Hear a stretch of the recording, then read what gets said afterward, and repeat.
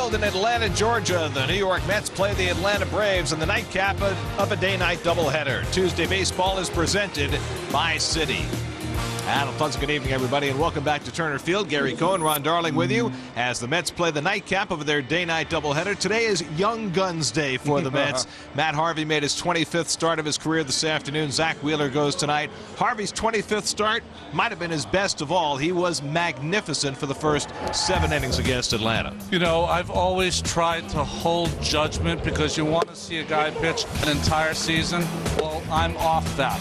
After watching Matt Harvey throw today, he had everything working. There were swing and misses. At one point, he'd thrown 44 pitches, 95 miles an hour or hotter. He threw a 100-mile-an-hour fastball, the highest-rated fastball so far this year, to Jason Hayward, and did everything to dominate the Atlanta Braves team.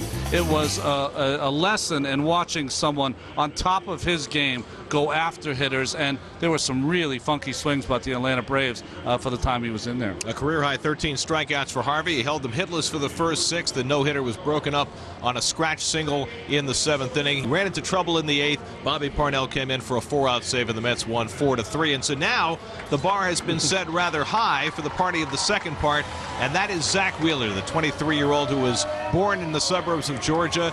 He makes his major league debut in his hometown tonight here in Atlanta. Well, I will tell you, it's got to be an amazing feeling. I was there 30 years ago, and I think the biggest thing is that you try to downplay it as much as you can.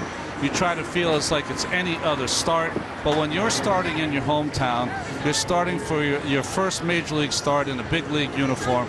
I'm telling you, as he gets out there and he starts to warm up, he's going to have a warm-up that he's going to be ready to go within about 8 pitches, but he's going to have to stay out there for 15 minutes and get ready. But it's going to be fun to watch Harvey earlier and now Wheeler now. And with a relatively small crowd on hand here at Turner Field tonight, he's going to have a rather sizable rooting section, and we'll hear his people when he takes the mound in the bottom of the first. Mets going for the sweep in the day-night doubleheader with Wheeler making his debut. All the action tonight on SNY.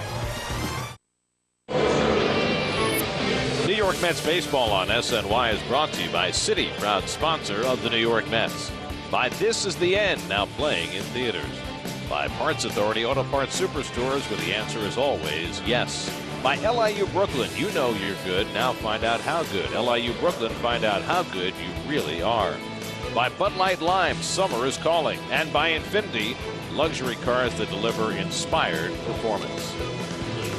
MLB.tv is celebrating 11 years. Join the millions of fans and subscribe today. Watch every out-of-market game live online on your favorite mobile and connected devices in HD quality with MLB.tv Premium. Visit MLB.tv today. MLB.tv baseball everywhere. Drive around the majors presented by Volkswagen. Nothing but bad news for the Yankees. Kevin Youkilis out 10 to 12 weeks. Needs surgery on a herniated disc. Mark Teixeira back in the deal with a wrist injury, and the Yankees and Dodgers got rained out tonight. They'll have to play a day-night doubleheader tomorrow. For the Phillies, better news: Carlos Ruiz off the DL, coming back from a hamstring injury. The Phillies start the night 3 games under 500 and 8.5 games behind Atlanta in the National League East. It's the Mets and the Braves. Zach Wheeler's first trip to the mound in the big leagues. Come on back. First pitch coming up from Turner Field. Tuesday Night Baseball on SNY is brought to you by Citi. Join the Mets on Citi Tuesday home games, where Citi credit and debit card holders enjoy savings and benefits at Citi Field. Learn more at Mets.com/Citi Tuesdays. Paul Maholm takes the hill for the Braves tonight, making his 15th start of the year. Here's the Geico Mets starting lineup that Maholm will face. Colin Cowgill, who led off in the opening game of the doubleheader, leads off again. Josh Satin gets his first start of the season, the 5th of his career, against the left-hander in Game 2. Anthony Recker gets the honor of catching Zach Wheeler's first big league start. Otherwise, the same unit that went out there in Game 1 as the Mets look for a sweep of the day-night doubleheader. Well, Paul Maholm, the left-hander, has really done well against the Mets. In the last 3 starts and relief appearance, he has 22 1/3 scoreless inning streak going, as you see his Toyota numbers this season with 7 wins. What is going through his mind? Oh man, you're downplaying. You're talking to Recker right now, trying to go over the scouting report, but can't feel your toes are tingling. Colin Cowgill leads off, takes the first pitch fastball out of the strike zone, and we are underway in the night portion of the doubleheader. The Mets and Braves are attempting, and they should be able to do this, to complete 3 complete games in less than 24 hours. Start and finish. Ground ball past the first baseman Freeman, and Cowgill leads off the ball game with a base hit. So Colin, who was 0 for 4 in the opening game, starts this game with a base hit, and the Mets trying to get off to a good start for Wheeler. And Daniel Murphy coming up. If you're going to get Mahalam, it pays to get him early. His career first inning earned run average is 5.67, which is the 5th highest among active pitchers. And it makes sense. He's a guy that relies on control and 3 or 4 different kind of pitches, changing speeds. Usually it takes him a couple innings to get there. Daniel Murphy, 2 for 5 earlier today, 2 for 8 in the series, and the first pitch changeup for Mahalam. 0-1. Murphy's had a lot of success against Mahalam, 7 for 12 in his career.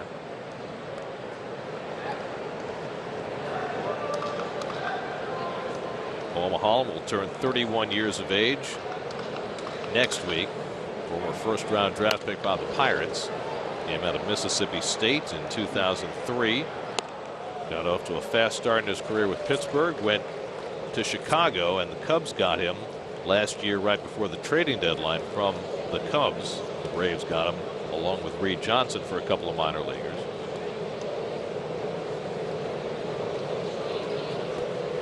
He's ahead on Murphy 0-2 with David Wright on deck.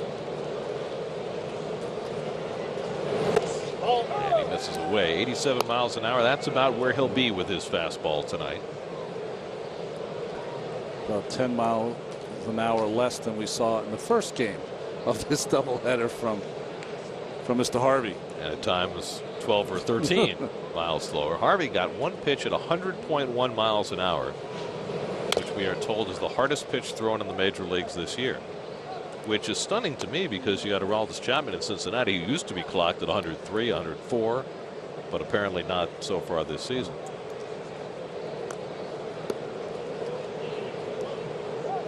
Well, you win the first game. Nothing better than winning the first game with doubleheader and just chilling. So there you go. Fast pitch by a starter. So there's the differentiation. There have been relievers who have thrown harder than that. Strike 3 called. Murphy called out for the first out of the night. And the Coors Light Braves defense. The Upton brothers are back in there on left and right. Hayward again in the second game in right field. Chris Johnson, Simmons, Uggla, Freeman. They played in the first game also, but Brian McCann behind the plate for Gerald Laird. So Freddie Gonzalez rested several of his regulars in game 1, but this is his front line lineup for game 2. David Wright 0 for 4 in the opener, 1 for 8 in this series. Hitting at .295 for the year. Closing in on 1,500 hits for his career. He needs 2 more. And Mahalam misses away. Ball 1.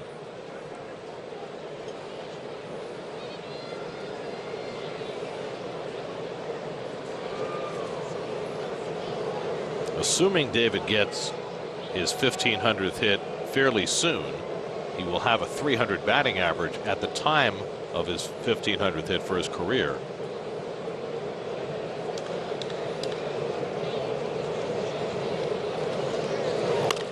Grounded down to third. Johnson gets the out at second. Uggla with the turn in time for the 5-4-3 double play, and the side retired.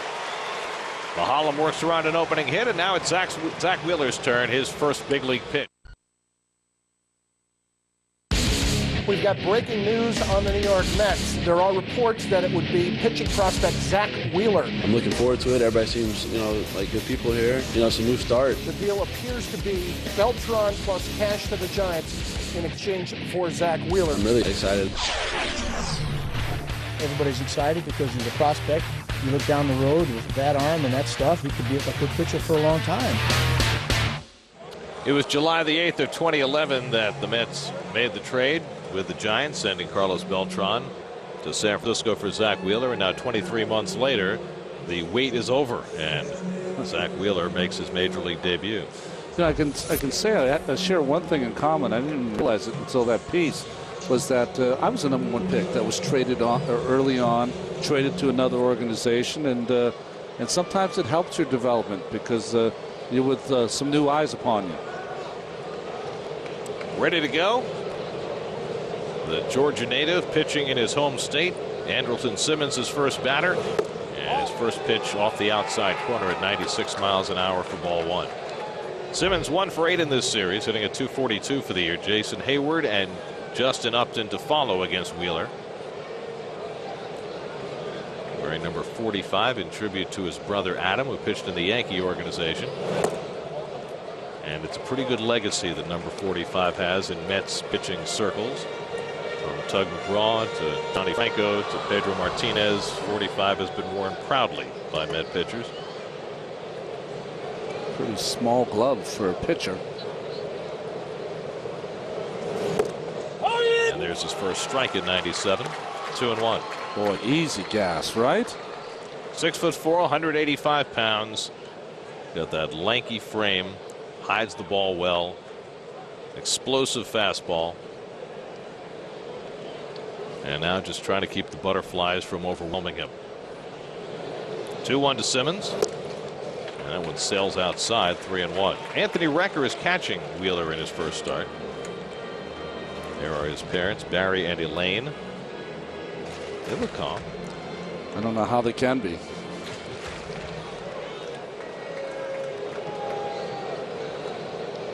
can see him breathing hard, you know.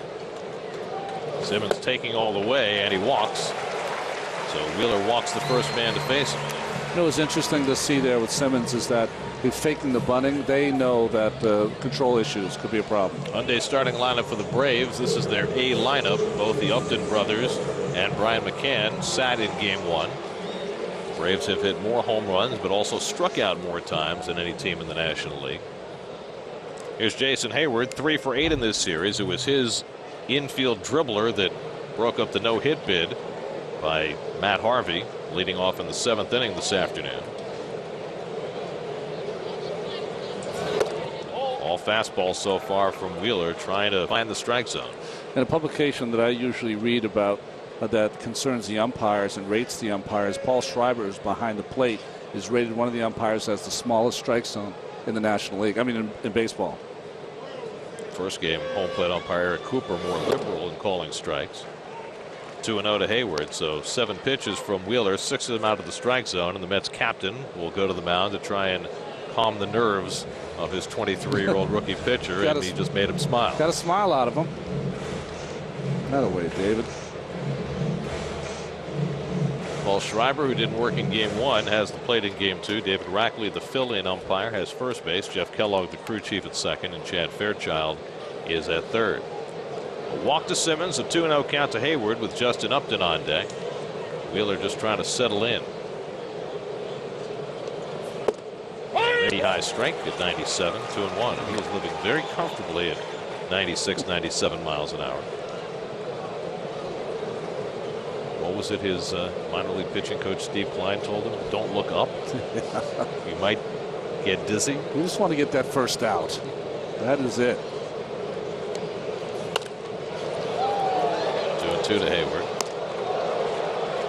Wheeler was born and grew up in Smyrna, Georgia, which is about 20 miles north of here.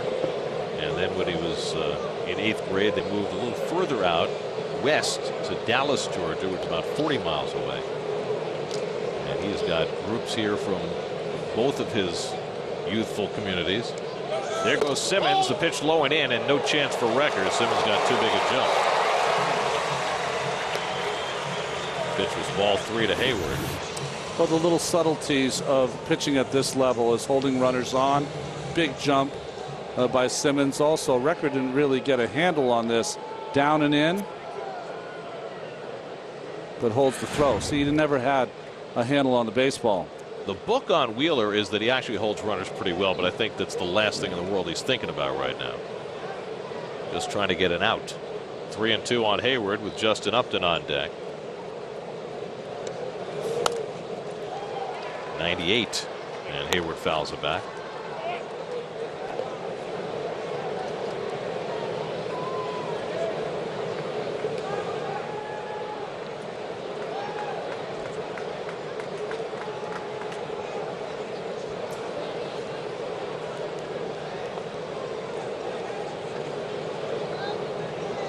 Again, the 3-2, and he got him. Wheeler's first out in the big leagues is a strikeout of Jason Hayward. Well, you'll remember this forever. Good placement here, too. Up in the strike zone's the key with Hayward as he throws it right by him. So maybe that'll settle him down a little bit. Yeah, that'll get your heart rate down from about $150 to maybe $110 right now. You'll see Murphy's going over what sign he's going to be using with Recker. He wants to make sure. Now Justin Upton, who pinch hit this afternoon and hit into a fielder's choice. He's 1 for 5 in this series, and his fast start has really cooled. 15 home runs this year, but only 1 in the last 27 games.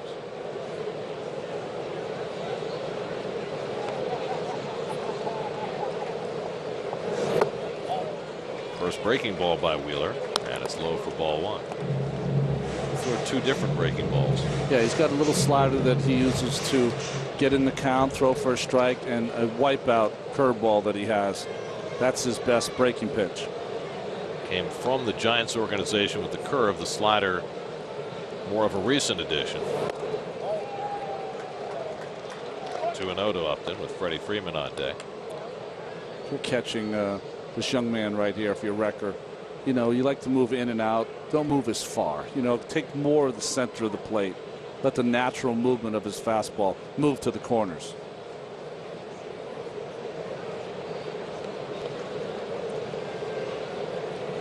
He's been behind all his hitters so far, and he breaks the bat of Upton, and Wright throws him out 2 away as Simmons holds at second.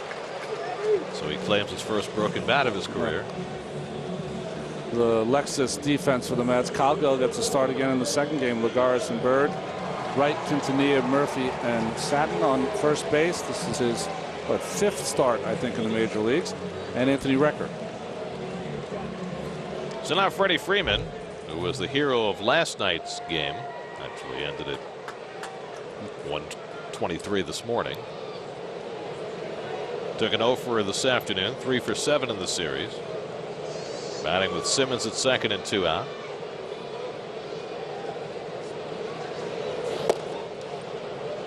Wheeler has achieved a distinction simply by taking the mound tonight for the Mets. He's become the first Met born in the decade of the 90s. Oh, really? Wow. Born May 30th, 1990, the first Met born in that decade. And the curveball misses. 2-0.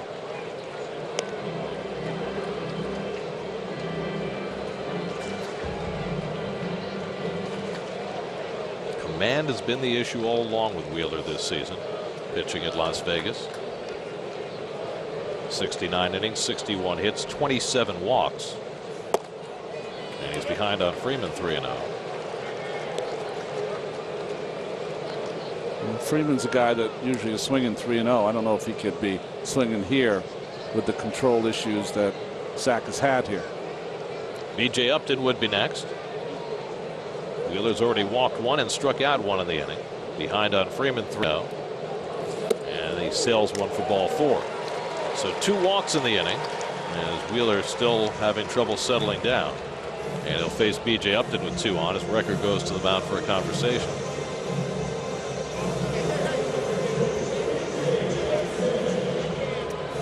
That's not a horrible walk there. Freeman is their best hitter.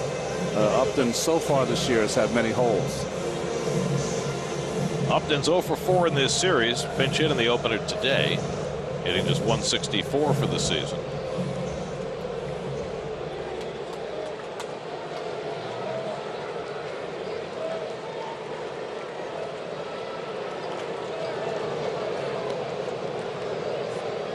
Now 2 out and 2 on, and BJ takes inside ball 1. One of the things that Wheeler is known for is that he's great at closing up that front side, and he's not doing it, and that's why Dan Worthen's going out. He's known for keeping that front shoulder closed, which ends up resulting in making it very difficult to pick up the ball out of his hand. He is not doing that right now. I'm sure Danny Worthen's just reminding him. He's gone 2-0 on each of the first 4 hitters, and he's thrown ball 1 to B.J. Upton. Well, it's to remember that Wheeler had to go through a lot of issues to get here this season. He missed most of spring training after straining an oblique in the batting cage. He had a problem with a blister early on in the season at AAA and had to battle through that. He had a little bit of a shoulder issue that cost him one start at Las Vegas. And he had to deal with pitching at Las Vegas, which got in his head a little bit early in the season. So it has hardly been smooth sailing to get him to this point. But the natural ability, you can see, is there. And for the 5th straight hitter, he's behind 2-0. Well, you see his motion. It's pretty simple from the stretch. The lift and the leg kick. He used to really shoot his foot out a lot. He's changed that. It's pretty simple now.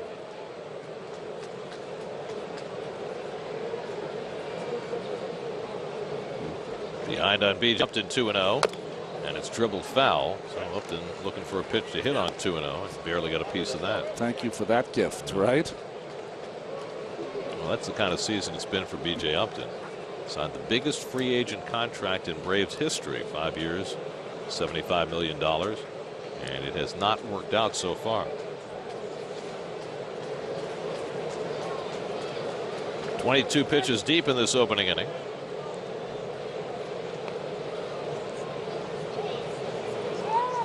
Murph makes a run to the bag at second, and Wheeler calmly steps off.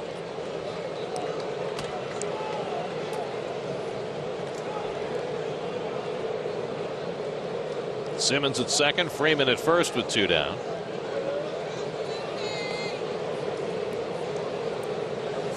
And Upton chops one to third. David Wright will have the unassisted force play, and Wheeler has wended his way through his first big league inning. A couple of walks, a strikeout, no runs. They go to the second with no score.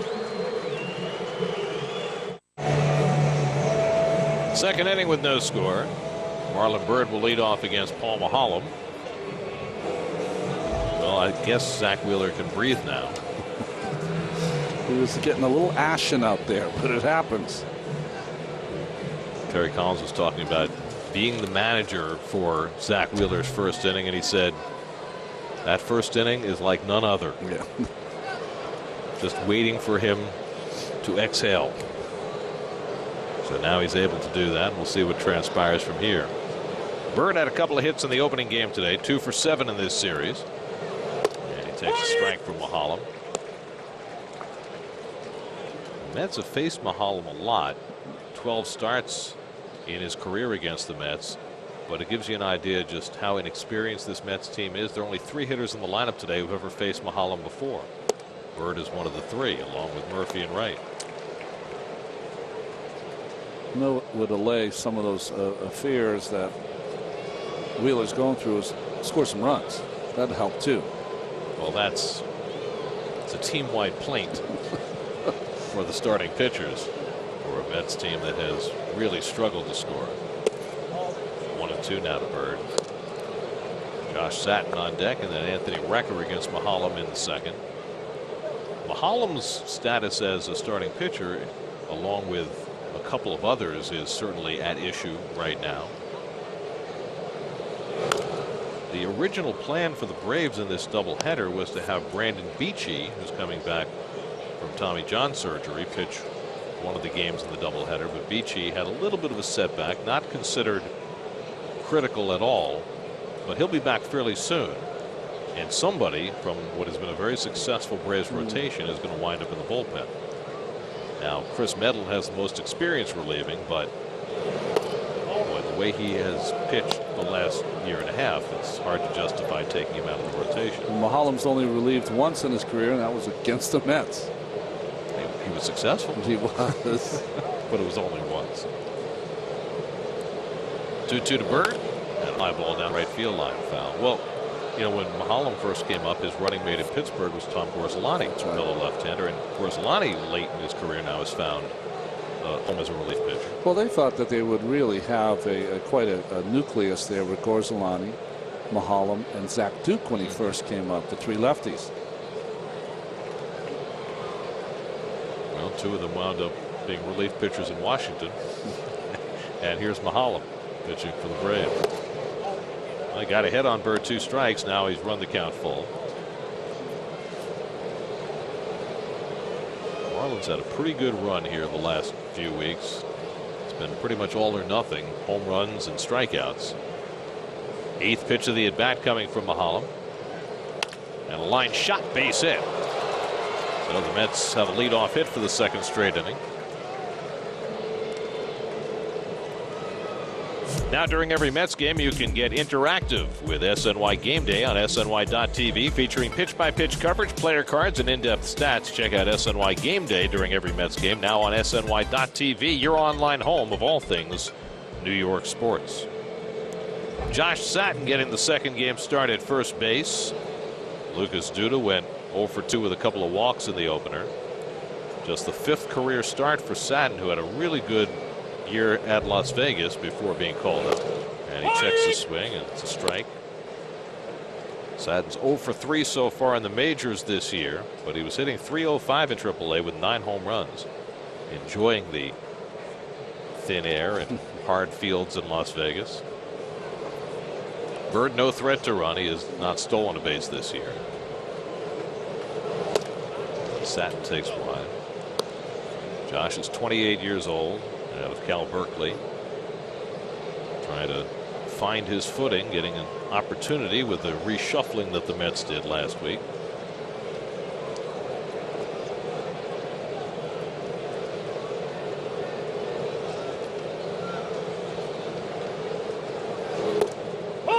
And a letter high fastball for a strike, 1-2.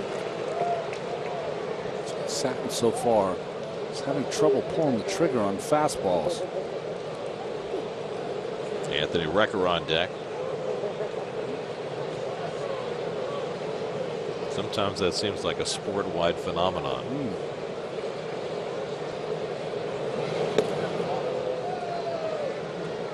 We were talking about the Braves having to figure out who goes to the bullpen. How do you choose? I mean, you're not going to send the veteran Hudson, who's got, you know, the worst stats of the 5 of them. And Minor has been the best. Tehran, the up-and-comer, took a no-hitter into the 8th inning last week. So it's a pleasant dilemma for Freddie Gonzalez when Brandon Beachy is ready to come back fairly soon. Satin grounds one to short, should be 2. Simmons to Ugla for 1, and a relay in plenty of time for the 6-4-3 double play. 2 innings, 2 ground ball double plays for Paul Mahalam.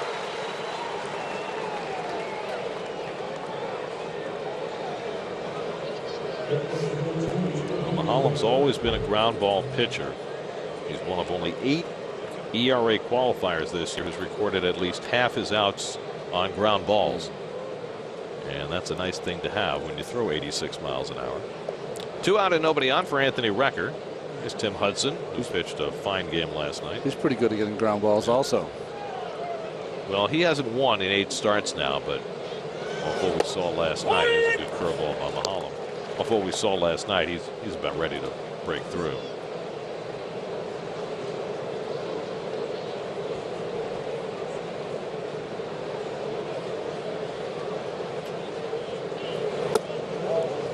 A ball and a strike to Recker.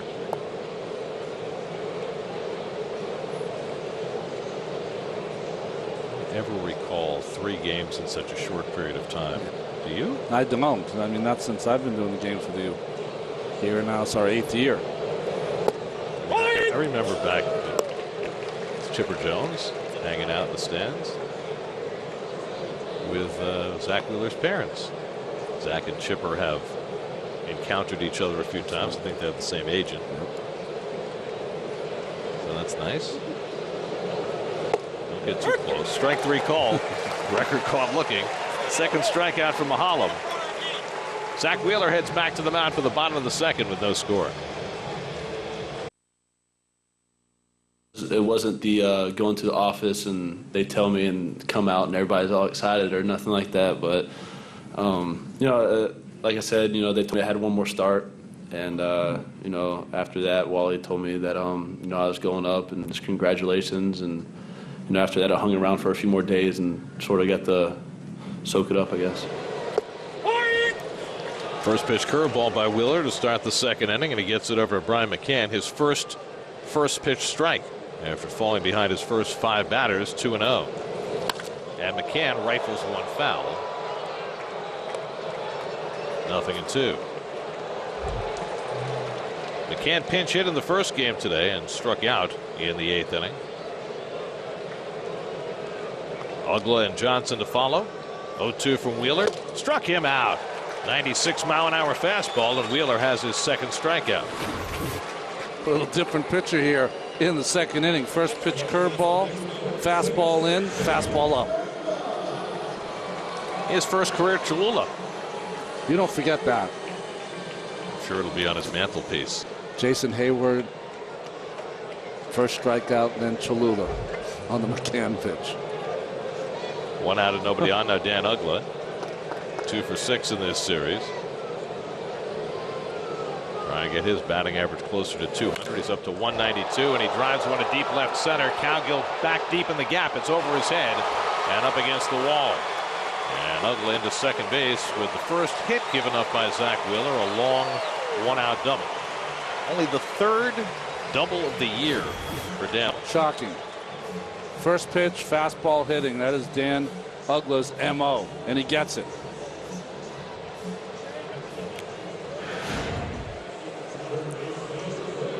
So a runner in scoring position with 1 out. Now the number 8 hitter Chris Johnson, who's 0 for 6 in this series. Johnson at .317 for the year. So Wheeler gave up 2 walks in the first inning. He's given up a double here in the second. And now he's got the 8 and 9 hitters to negotiate.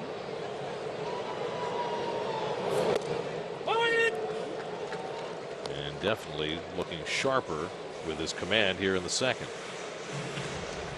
Well, at one point we had Matt Hart through, what, 44 pitches at 95 or more?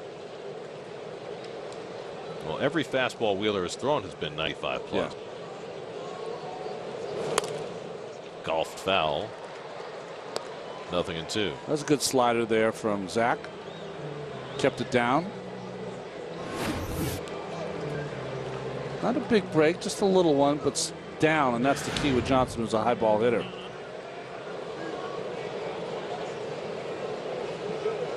Paul Maholm on deck.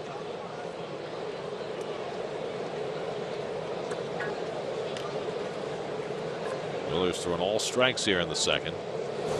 And he gets him on 3 pitches. Second strikeout of the inning, 3rd of the game for Zach Wheeler. I think you're starting to see how electric his fastball is. Even when he doesn't hit the spot, it has late movement, late life. So 2 out. Uggla still at second, and now Paul Maholm. 5 hits this year, including 1 RBI. Exchanging smiles with John Buck about the task at hand against Wheeler, with Recker, I should say.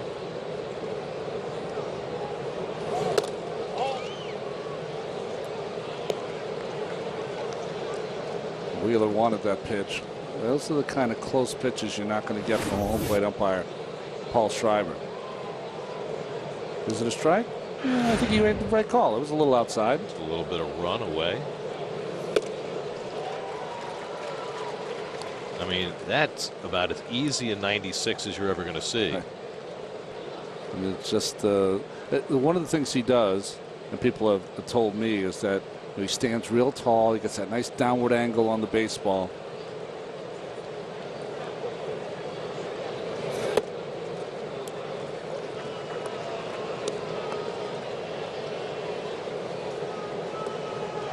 Andrelton Simmons would be next.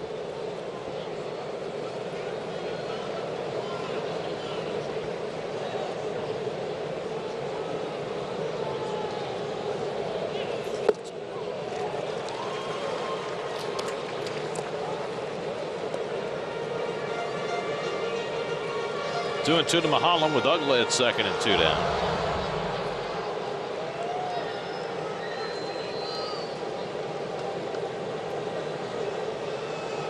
Now the 2-2. Strike 3 call. Wheeler strikes out 3 in the second inning, around a double by Uggla. 4 strikeouts in the first 2 for Zach Wheeler in his big league debut. We head to the 3rd at Turner Field. No score.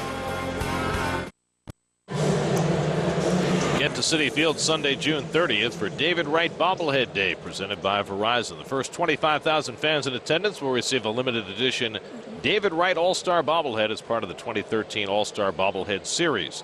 Get to Mets.com or call 718-507-TIXX for tickets. Third inning, Juan Lagares leading off.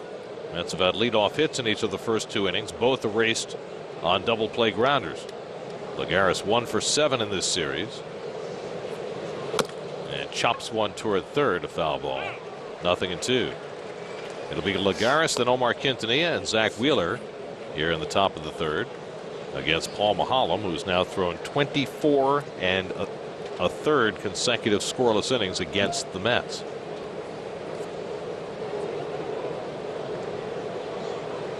Lagares making his 21st start, and it is fairly certain now that he's going to be out there most days for the foreseeable future.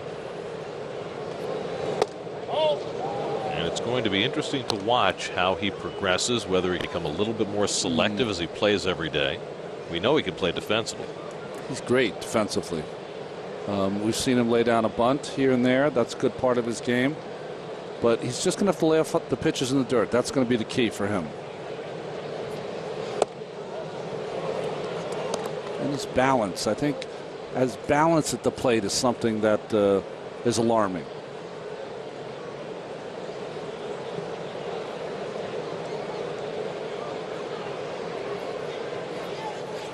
Two from Maholm, and he watches it outside.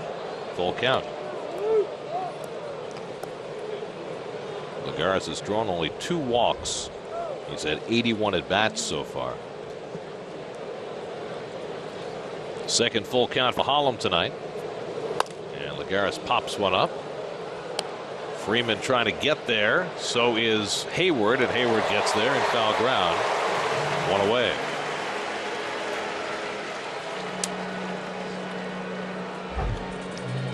So Lagares retired, 1 out. Now Omar Quintanilla. Quintanilla finally snapped an 0 for 22 skid in the first game today, and then drove in what proved to be the decisive run in the 8th inning with a sacrifice fly. Mets at that point had a 4-0 lead. They wound up winning it 4-3. Matt Harvey getting his first win in just over a month.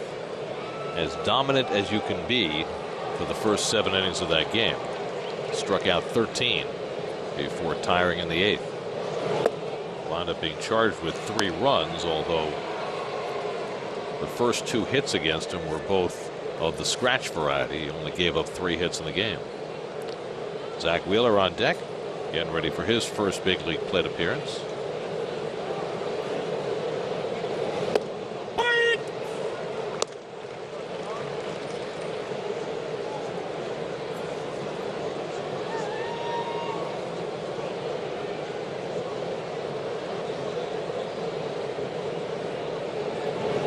Something that always worries you with valuable young pitchers. Wheeler is a right-hand pitcher, but a left-hand batter. Yep.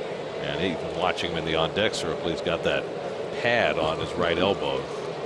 Still, anytime a pitcher exposes his pitching arm to an incoming pitch, you have concern. On the ground to shortstop, and Simmons makes the overhand toss, 2 out.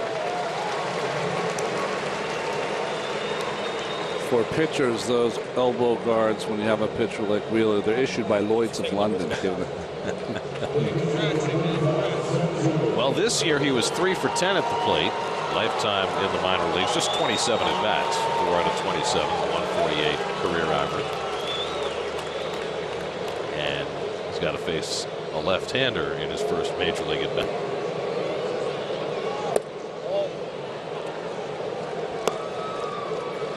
Pitchers don't hit in the minor leagues till they get to the AA level, and then only when one National League affiliate plays another. So that limits their experience in the minors. I always found that funny. I always think that they should always have a DH in the minor leagues. The only reason I say that is because you want some of your other prospects to be able to play every day. You know, pitcher getting up and hitting, you know, you can kind of figure that out on the fly later. With as much trouble as American League pitchers have had when they've had to bat when they're not accustomed to it, or run the bases even more so. Well, maybe that's it then. The athletic part of the game. Yeah, you'd like to have them have a little experience in the minors. There's a strike 2 and 2. Maybe Chen Ming Wang, more than anybody, practically ruined his career running the bases. Well, Wheeler's so far taking a Dave Magadan at bat here. Work him deep. 2-2 from Mahalam.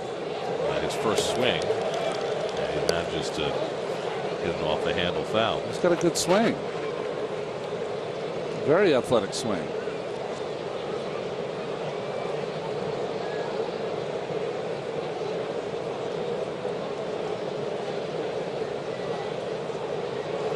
And Wheeler goes down swinging to end the inning. So Mahalam's faced the minimum over the first 3. That's his 3rd strikeout. To the bottom of the 3rd with no score. Well, the first major league starts for star young pitchers are always spine tingling. Sometimes they work out the way Matt Harvey's did, where he struck out 11 in his first big league start. And sometimes they're more pedestrian. Yeah. Even Doc Gooden in his first start was good, but not overwhelming. But they were going to take him out after 5 anyway, so. See, Jerry Kuzma, his first start, walked 5 batters and only struck out 2. He had a pretty good career.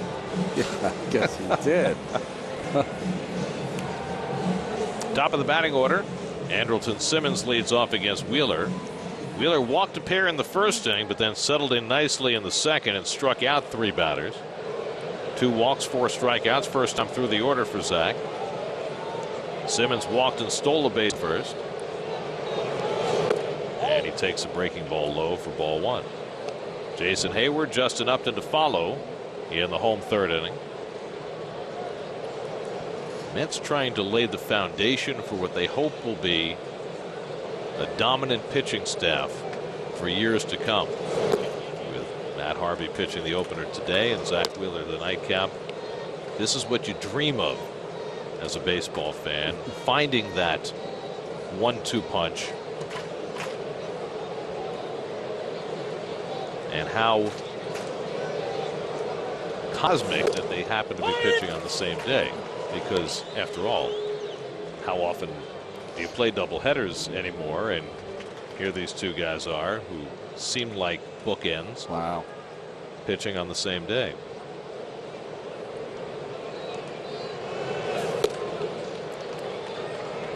The Elias Sports Bureau went back and looked at young pitchers under 25 pitching both ends doubleheader for the same team on the same day. The last doubleheader in which 2 young pitchers under 25 pitched the same day, and those 2 pitchers both went on to win at least 75 games for that team. 1986, Doc Gooden, Sid Fernandez. Oh, wow. The last time 2 pitchers started a doubleheader, 25 or under, and they went on to win 100 games for their team. 1969 for Oakland, Vida Blue, Catfish Hunter. 3-2, just outside, ball 4, and Simmons draws a walk for the 2nd time. Well, there's Ron Darling's first start. It was better than any of those guys. How come we didn't put that in the initial graphic? Look at the bottom there. Yeah, that doesn't matter. It's not about the wins and the losses. Yes, it is. 6 1/3, 1 run, 5 hits, and you were facing Hall of Famers in that game. How could they take me out? No, you know what's interesting about that game, though, to show the nerves I had 2 balks in that game. Really? I tried to pick off Joe Morgan at first, balked. They said the move wasn't legal. And then when he was on 3rd, he made a quick move. I twitched just a bit, and he scored a run. Hayward pops up the first pitch. David Wright settles under it, and that's the first out of the inning. I like that picture of me. I'm a little sleepy-eyed there, aren't I? 1 out and 1 on. Well, it's justified after you're on your 3rd game of the day. That's right. By the way, just talking about young pitchers pitching together in doubleheaders, here are some others. Jim Palmer and Dave McNally for the Orioles. Sandy Koufax and Don Drysdale for the Dodgers. Mickey Lolich and Denny McClain for the Tigers. All pitched as young pitchers in the same doubleheader. And as Harvey and Wheeler have here today. And the Mets can only hope that that's the kind of future that these two have. Certainly Harvey has already established quite a foundation through his first 25 starts. Watching Matt this afternoon, you can justifiably say that he is 25 starts into his career in the upper echelon of starting pitchers in the major leagues. You know, I try to hold judgment, Gary, just because I've seen so many pitchers that, and hitters also, start off great and you start to have an opinion of them, and then sometimes they'll disappoint not only themselves but you.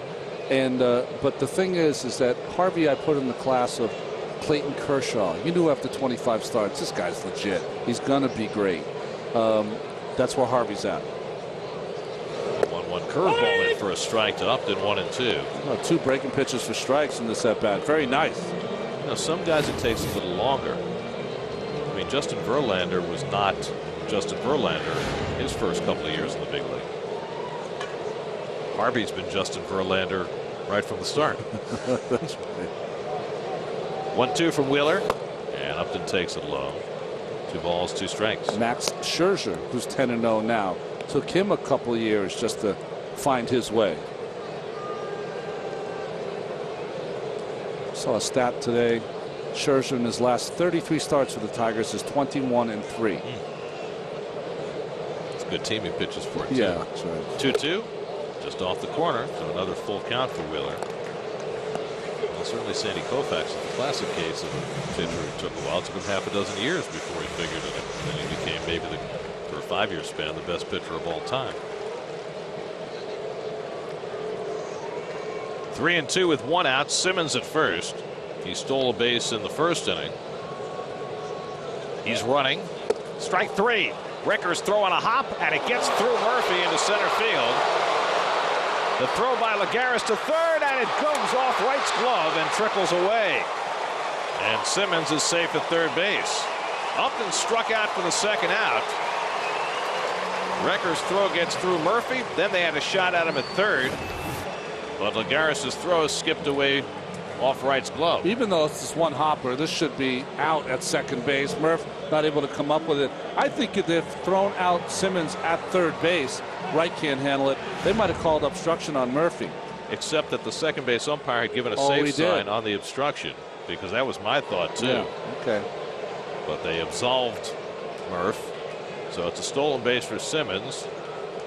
And then he goes to third. I assume they're going to say an error on Recker, which is kind of unfair. Here's Freeman with 2 out, a runner at third, and strike 1 to him. Just a great jump by Simmons. He looks in, he sees the strikeout of Upton running on the grass trying to get to the outside of the base. They get tangled up, and the second base umpire, you see that Jeff Kellogg immediately said no obstruction. I don't know about that.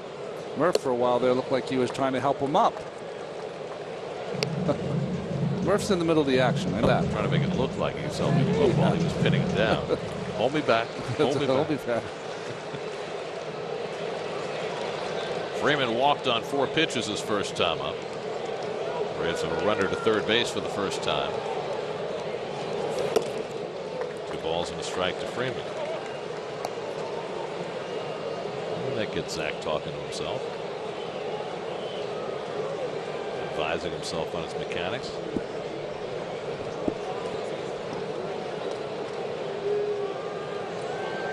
Here's the 2-1, and the curveball misses badly. 3-1.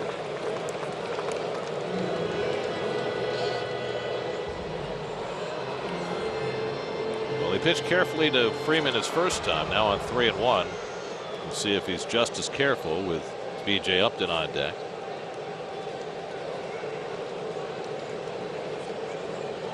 And he walks him again. So that's the 4th walk given up by Wheeler. 2 to Simmons and now 2 to Freeman. And B.J. Upton will bat with runners at the corners and 2 down. This is serving if nothing else to boost Wheeler's pitch count. He's up 53 now, working in the 3rd inning. 4 walks and 5 punch outs. He fell behind Upton his first time up, then got him on a chopper to third. 23-year-old Zach Wheeler out of East Paulding High School, just west of Atlanta. Boy, does he have a sizable rooting section behind the third base dugout. Foul back. BJ appeared to be on that fastball, 0-1. Well, he's become predictable because his control is lacking. See the number there for BJ Upton. Tried the nightmare. That's why he has just 16 RBIs through 208 at bats, despite 8 home runs.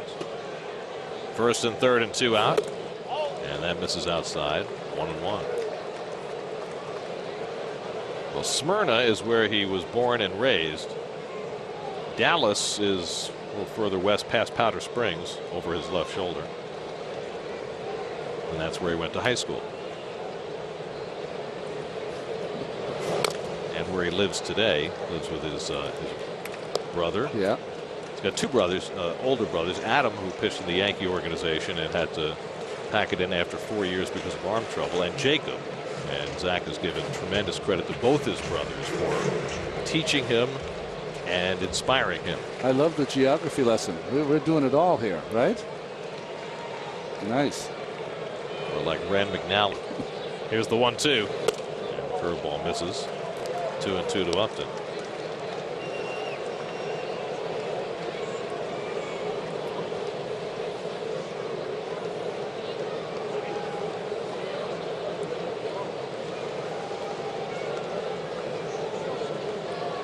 Two-two, blown away with the slider, and now he's gone full on Upton. A walk would fill the bases and bring up Brian McCann. Well, that's the pitch that he needed, and now he's got to throw a fastball. Upton knows he's got to throw a fastball. Could he throw it by him? He threw the first pitch, a fastball at 97, and Upton was right on and it fouled it back. Freeman gets set to run. 3-2 to Upton. And he threw him a slider and he fouled it off. Very good.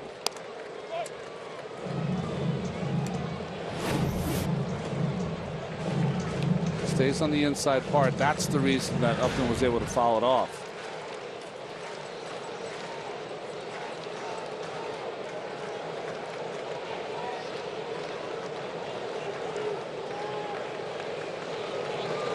'25th pitch of the inning coming up. Golfed in the air to right. Bird over in the gap gets there, and the side retired. So Wheeler, for the second time, works around a couple of walks. After 3, Mets and Braves, no score.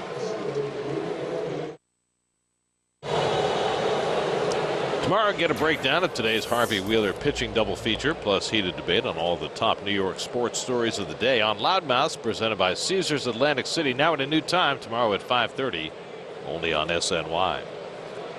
Second time around the batting order for New York. Colin Cowgill leads off against Paul Maholm in the 4th, and he takes a strike. Cowgill led off the game with a single to right field. He was erased on a double play. Marlon Byrd led off the 2nd with a base hit. He was erased on a double play. So Maholm's faced just 9 batters through the first 3 innings. And Cowgill pulls one just foul. Chris Johnson, the third baseman, was practically standing on the line as he has been for much of this series. Well, Maholm throws a lot of sinkers. We talked about the ground balls he gets. A lot of cutters into the right-handed hitters.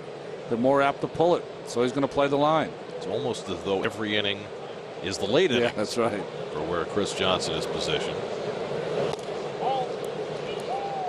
1-2 to Cowgill with Daniel Murphy and David Wright to follow.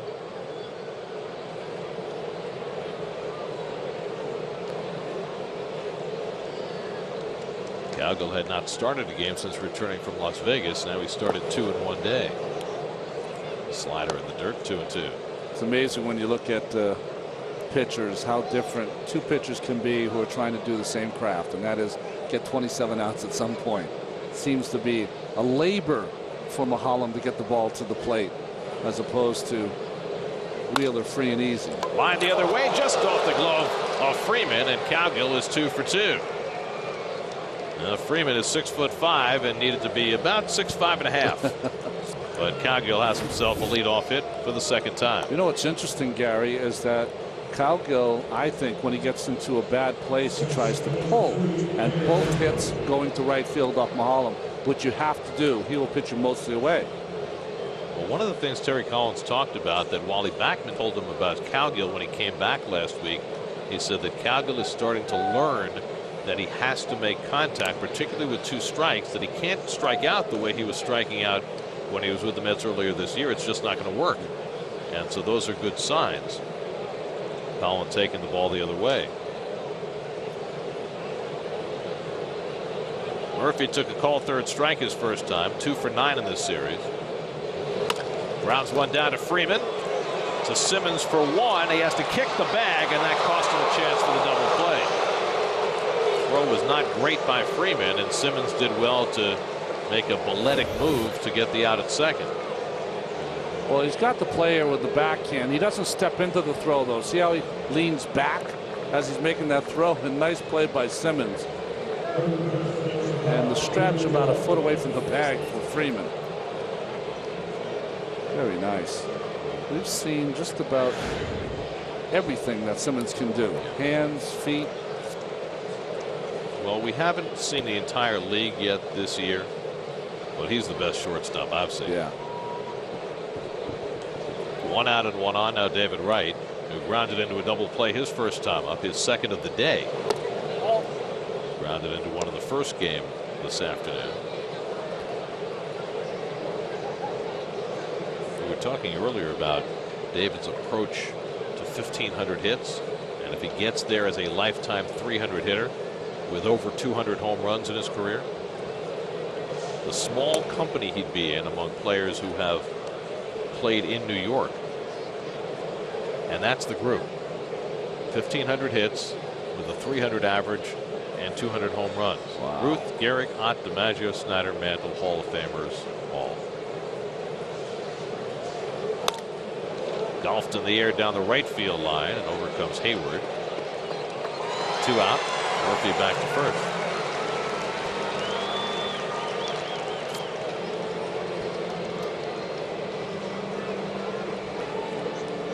So 2 away now. Marlon Byrd, who singled to left his first time up.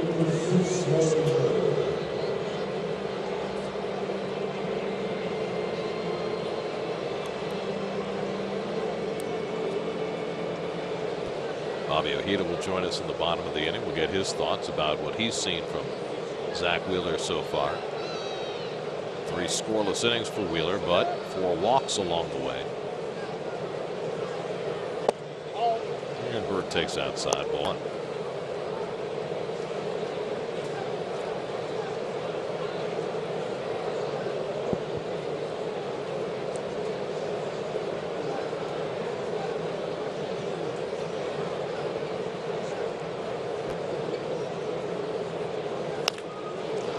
Yanked foul. It was just a little out in front. That's 1-1. You know, when you talk about Harvey and Wheeler pitching on the same day and what the future might bring, it's really just the front edge of what the Mets hope will be a wave of young starting pitchers making their way to the major leagues, whether it's Rafael Montero, who was just promoted to AAA, or Michael Fulmer, or Rainy Lara, or a whole bunch of young pitchers that are making their way through the Mets farm system. Well, that's why you have strength in numbers, because not all of them are going to be the stars you want them to be. So if you have enough good ones will make it. Toward the hole and a base hit for Byrd, and there's a classic example of Johnson playing the line and being unavailable to field what should have been his ground ball. Instead, Byrd is 2 for 2. You're right, Gary. I mean, this should be a simple out, and he can't even get close to it. Obviously willing to give up singles to prevent doubles. And sometimes that works and sometimes it doesn't. Well, I guess what they're trying to do is tell you you're going to have to bunch 3, 4, 5 hits together to have a big inning. I wonder, would you have the same defensive strategy against a team that has more home run hitters in the lineup? Because you're giving away base runners and creating situations that, you know, create the opportunity for 2- and 3-run homers. Josh Satin, who grounded into a double play his first time. I would say it's impossible to do that if you're playing a team that hits the ball out of the ballpark. With the Mets, especially as of late, you know, what did Terry Collins say? You look up after the 7th inning, you've got 3, 4, 5 hits for the entire ball game. And especially with the kind of lineup the Mets are fielding in this game, which is clearly a less than powerful unit. Duda's on the bench. Buck is on the bench. So you've taken 2 home run hitting threats out of the lineup. Other than Wright and Bird, you don't have a whole lot of power in this unit. In fact, the Mets in the lineup they're fielding in this game have only 4 of their 9 hitters who came into the game hitting over 200. 2-0 to Satin. And he takes a strike. Curveball from Mahalam. 2-1. Satin hit 9 home runs for Las Vegas this year. He'd love to hit his first big league home run right now.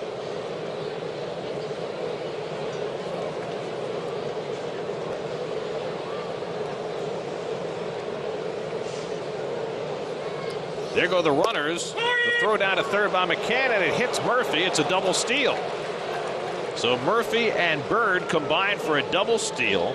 Murphy's 4th stolen base of the year and Bird's 1st. If Johnson wasn't there so late on this play, Murphy's out. See that? Murphy with the slide didn't quite get there. If he catches it and applies the tag, Murphy's out at third base. Can't be that close, but safe now. So a 2 in scoring position for Satin. And McCann wants to talk to Mahalam before they go back after Satin. It's one of those plays that surprised the third baseman Johnson. He just did not get there in time. Well, we said the same thing when Jordani Valdespin was thrown out at third base the other day to end an inning. If you're going to try and steal third with 2 out, you better make it. And Murphy barely did. And you know, you made it, and a base hit by Satin gives you 2 runs. See, that's not a great jump. And if Johnson's there earlier, see how he paused? He would have caught the ball, and the ball was right into Murphy. That's just falling asleep. One thing about Johnson is, you know, he's playing the line, as we've mentioned. He doesn't move all that well. Here's the 2-2. Just inside, and a full out to Satin with Anthony Recker on deck.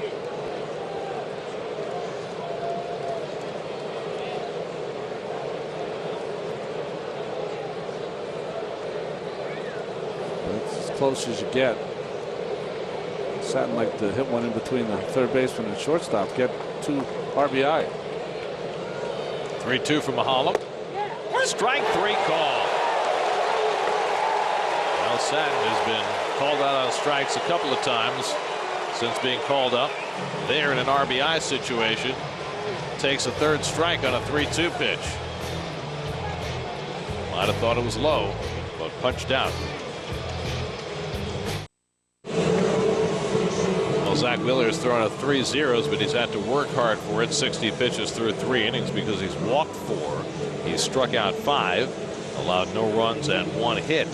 And as he gets set to face the Braves in the bottom of the 4th, we bring in Bobby Ojeda from the studio. And Bobby, it's you know, it's always fun watching a kid make his big league debut, especially when he can throw 98 miles an hour. Yeah, that makes it extra fun, that's for sure. I think he's doing a great job. He's only overthrowing a little bit. I'm loving seeing that breaking ball, staying on top of it. That's a pretty good job.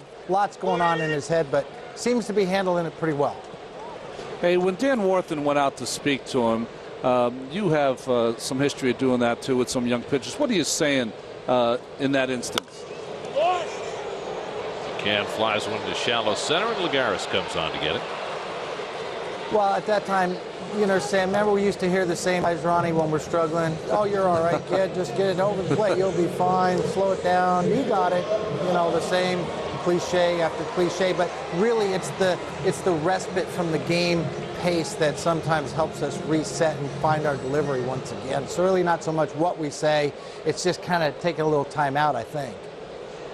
Hey, both you guys, we talk a lot about Wheeler and his command. Yeah. Are we talking about something that's more mechanical or something that's more mental at this point with a young pitcher? Well, I can tell you this. I think if your mechanics are off, you will not have command, and your mechanics could be off for a lot of reasons, an injury or just timing and, most importantly, nerves when you're making your debut. You just kind of rush in your delivery, and once you do that, it's very difficult to repeat that release point, and especially it's hard to control when you throw 97 anyway. I think you're right, Bob. I think you know, he has changed a half dozen things in his motion. So when you are under the gun like this and nervous, so like you said, you quicken up stuff. The other thing I think that happens is that, you know, it's all about confidence. Confidence in your stuff, confidence you can get the guys out, and being aggressive. And those are things that you learn over time. They just don't come in the first start. Yeah, we see Bobby, him. I'm sorry, Gary, but right here dropping those sliders right there. To me, those are the best ones he's thrown all night. He just seems to kind of be settling in a little bit to himself right now. It's really reflecting in those sliders. Gets a weak cut by Uggla as he lifts a lazy fly ball to right, and Bird's got it 2 out. What's the biggest difference you've seen as Wheeler has moved along in this game, Bobby, in terms of him just being able to breathe and get himself in rhythm? You know, to me, he just looks settled on the mound. You know, we can all kind of see it early on. He was, you know, not quite a deer in headlights, but you could see it was a lot happening. It was, you know, this dream coming true. But to me now, he's getting a little fatigued. I guess it's hot down there at 72 and nice in here. And I think, you know, you fatigue a little bit, and in a way that really helps you out because it's hard to overthrow when you're a little bit tired. All right, Bobby, thanks for joining us. Thanks for your insight. You're welcome, guys. I'll see you later. We'll see you after the game. Chris Johnson, the batter, with 2 out, nobody on. So Wheeler has a chance for his first 1-2-3 inning of the night. Johnson struck out his first time up, 1 of 5 for Zach tonight. Little looper behind the second baseman, and Murphy can't quite get there. And Johnson has a bloop single. Good effort by Murph to try and stick the glove out and grab it, but a little dork by Johnson falls in. Well, Murph tried to run to the spot, just perfectly placed by Johnson. So that's the second hit against Wheeler, and that'll clear the pitcher's spot if nothing else. For Paul Maholm, who took a call third strike his first time up.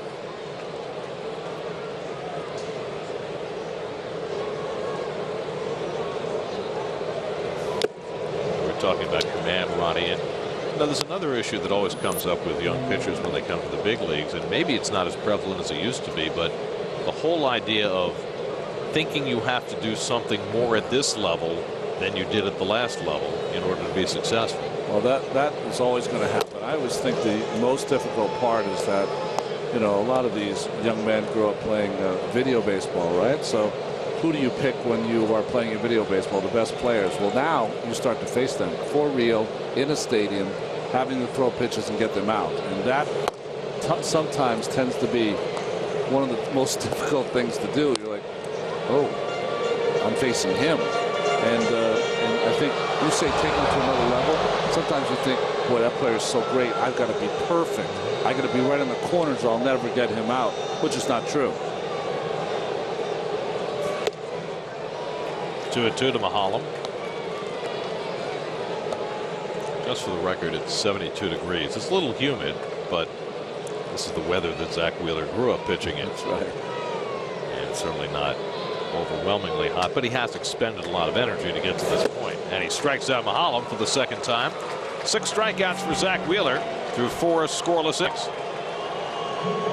Through 4, Mets and Braves, no score. Zach Wheeler able to crack a smile after 4 scoreless innings. Meanwhile, his parents probably a little more nervous. Barry and Elaine Wheeler are standing by with Kevin Burkhardt. Kevin? Yeah, we have the Wheeler family here. Barry, Elaine, Adam, Zach's brothers over here, and watching Zach do his thing. Barry, what's this been like for you tonight?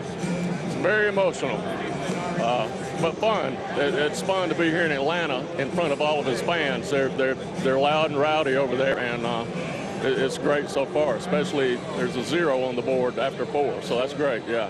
Zach told me that he was not handling the tickets. He said there were so many people coming, he was not going to deal with it. So how did you all help him out and kind of have all these people here tonight for him? Well, his brother takes care of his Facebook page, his athletes page, and he just put something out there for everybody to try to get something behind the visitors' dugout, and that's what they've done. Obviously, you have a baseball family. Elaine was a terrific softball player as well. But when did you know that, you know, something like this was possible? When did you know that you had something special on your hands here?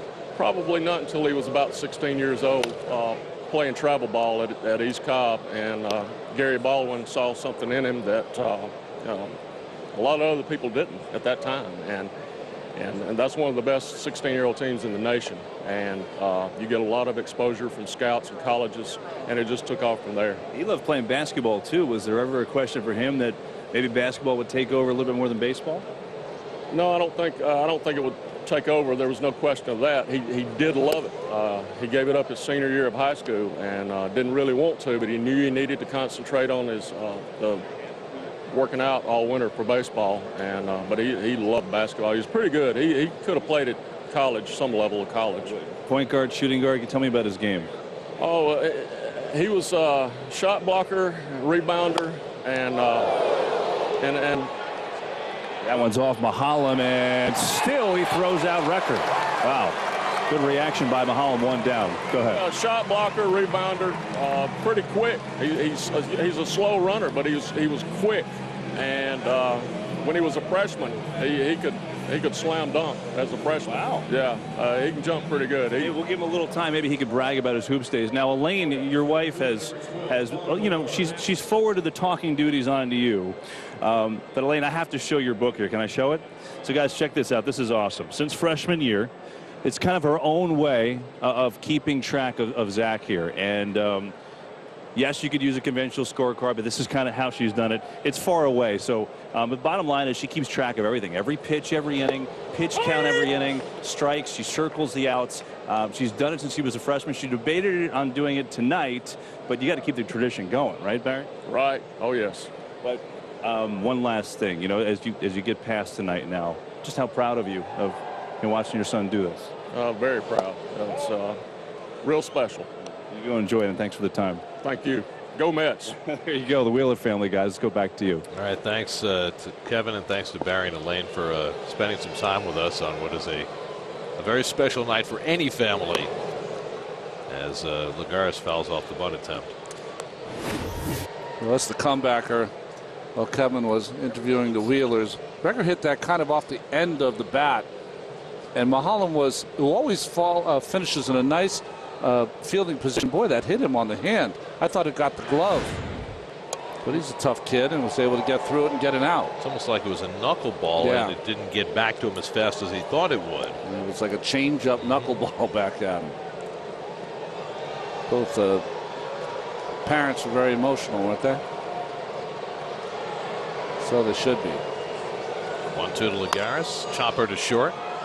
And Simmons throws him out. 2 out. Did your parents come to your debut? Were they nervous? Could they have done an on-camera interview during the game? My father could have done an on-camera interview, and he would have loved to be. He would remember the interview with Gene Stevenson that we had. He would have had one of those interviews, I think. But my mom would honestly have gotten up and left. There's no way that she would have gotten on camera because she was so nervous. My father said that for most of the 6th and the 3rd innings that we showed the other day, she cried for most of them. So I don't think she could have handled it. But I do know that there weren't that many people in the stands that night. This is September 6, 1983. It was 8,000 or something. Yeah, something like that. And my family was sitting in the family section, which was right behind home plate. And after I was warmed up and ready to go, I was able to spot them. And that, I don't know, it gave you, like a sense of calm, or it gave me a sense of calm anyway. Like it was just another game? Oh, yeah, my brothers were there. And after the game, I said, how did it go, guys? Did you have a good time at the game? They're like, oh, we were roaming the stands. We own this place already. I was like, you guys are obnoxious. Your younger brothers, of course. Of course, yeah. So that's different. Zach's got his older brothers in the stands, so his brothers are probably more nervous than he is. You had younger brothers. They had other stuff to take care of. They were just knuckleheads. They were just so happy to run in the hallways of Shea Stadium. 2-1 to Quintanilla, who grounded out his first time. And he takes it wide. 3-1 with Wheeler waiting on deck. Well, that is little Zach Wheeler in the middle. And I guess that's Jacob on the left and Adam on the right. Wow. I have that exact picture at home. It might be different uniforms, but the same poses. BJ Upton comes together with his brother. They both go down, and I think BJ's got the ball. Now we'll see if they're all right. The brothers Upton coming together for an unexpected hug. Everybody okay. That's a nice flip by BJ. Justin limping slightly as he runs off. Halfway through, no score. Zach Wheeler back to the mound for the bottom of the 5th inning, set to start his 3rd time through the Braves batting order. Andrelton Simmons has walked twice tonight. He's also stolen 2 bases. Braves have had base runners in every inning. Wheeler's walked 4, given up 2 hits, but no runs to date. And Simmons takes outside, ball 1. Simmons, then Jason Hayward and Justin Upton for Wheeler to face in the 5th inning. And for Mom to jot down in her book about. That's great, isn't it? It's fantastic. Curveball misses badly, 2-0. Now, do you think she rates the pitches? Like, overthrew the curveball? I don't know. I don't think so. I think she writes probably just mound presence, maybe, or does his uniform look great? Although Kevin was saying that she was a excellent softball player. My mom was the athlete in our family, volleyball and softball, and she could do it all. Got that competitive streak. 2-1 to Simmons. And he laces one into right center, a base hit. So there's the 3rd hit for the Braves. Simmons takes a very wide turn, challenging Lagares before going back. Well, Zach Wheeler picked by the Giants, number 6 overall in 2009, the draft in which Stephen Strasburg went number 1. Dustin Ackley has made it to the big leagues, but is back down in the minors now for Seattle. And the other picks taken before Wheeler have not yet made. Of course, Mike Leake went straight to the big leagues. Yeah. Mike Minor has contributed for the Braves. Jason Turner now in Miami. Drew Storen, of course, has been closing for several years now with the Nats and now working in their bullpen. You always have to differentiate between those guys that go straight to the big leagues, but they played college ball. Mike Leake was ASU, and Zach Wheeler, who came straight from high school. Well, I mean, you look at Wheeler and Harvey. Matt Harvey was taken in the draft the year after Wheeler in 2010, but of course he was a college kid coming out of North Carolina and was able to make it with the big leagues that much faster.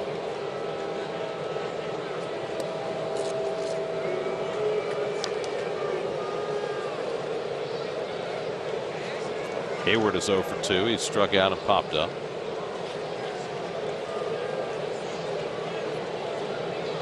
Wheeler has to be cautious about Simmons, who's already stolen 2 bases. And Hayward pops one foul.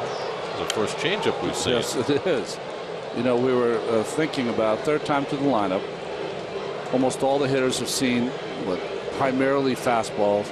If they've seen a breaking ball, it's been hard, nothing soft. That's the first changeup we've seen.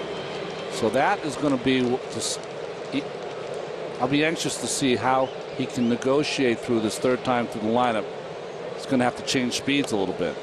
You know, the conventional way to figure this out is that you have to have a body of work to get these guys out at some point 3rd and 4th time through. Different pitches, different speeds, different locations.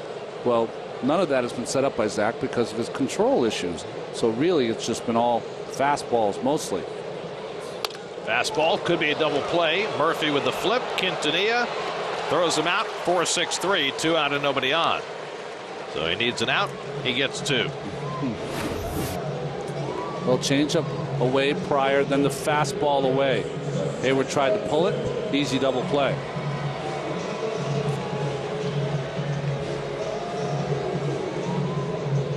Well, it's supposed to be inside. It runs away. And like I said, you see with that top hand by Hayward, he tried to hit it in the hole, but pulled it to Murphy. So 2 out and nobody on for Justin Upton. That is Justin Upton, I promise you. And he loses the bat, which sails into the seats right near the Wheeler section. And everybody's okay. Gentleman in a Dale Murphy jersey gets the bat. Dale, by the way, is in the ballpark tonight. Yeah. Doing some pre and post game stuff for Braves TV. And Justin seems to have no interest in getting his bat back. He'll just use a new one. It's interesting. There used to be a time, if the bat was thrown in the stands, you would give it back to the player and they'd get you, a jersey and a bat or whatever. Well, they give you a batting practice bat or something like that. Now they just grab it and gone. I guess hitters have more bats than they used to. They used to be, they were very much more protective of each singular bat. Especially if, as Keith was saying, it had hits in it. Yeah, if you were hot. Another broken bat right behind the bag. A fair ball. Right sails it over to first in time, and that retires the side. So Wheeler gives up a leadoff hit, gets the double play. He's through 5 scoreless innings in his debut. Now the Mets try to score for him. 6th inning recap presented by ESPN New York 98.7 FM. Zach Wheeler in his big league debut has walked 4 but given up just 3 hits, struck out 6 in 5 scoreless innings. And now he leads off in the 6th against Paul Maholm, who's held the Mets scoreless in his own right on just 4 hits and no walks. Wheeler struck out in his first big league at bat. That came in the 3rd. Maholm now 26 and a 3rd consecutive scoreless innings against the Mets, who have been ill-equipped to break through against him. Colin Cowgill on deck. Daniel Murphy behind him. And Maholm makes quick work of Wheeler for the first out. That's 5 strikeouts from Maholm.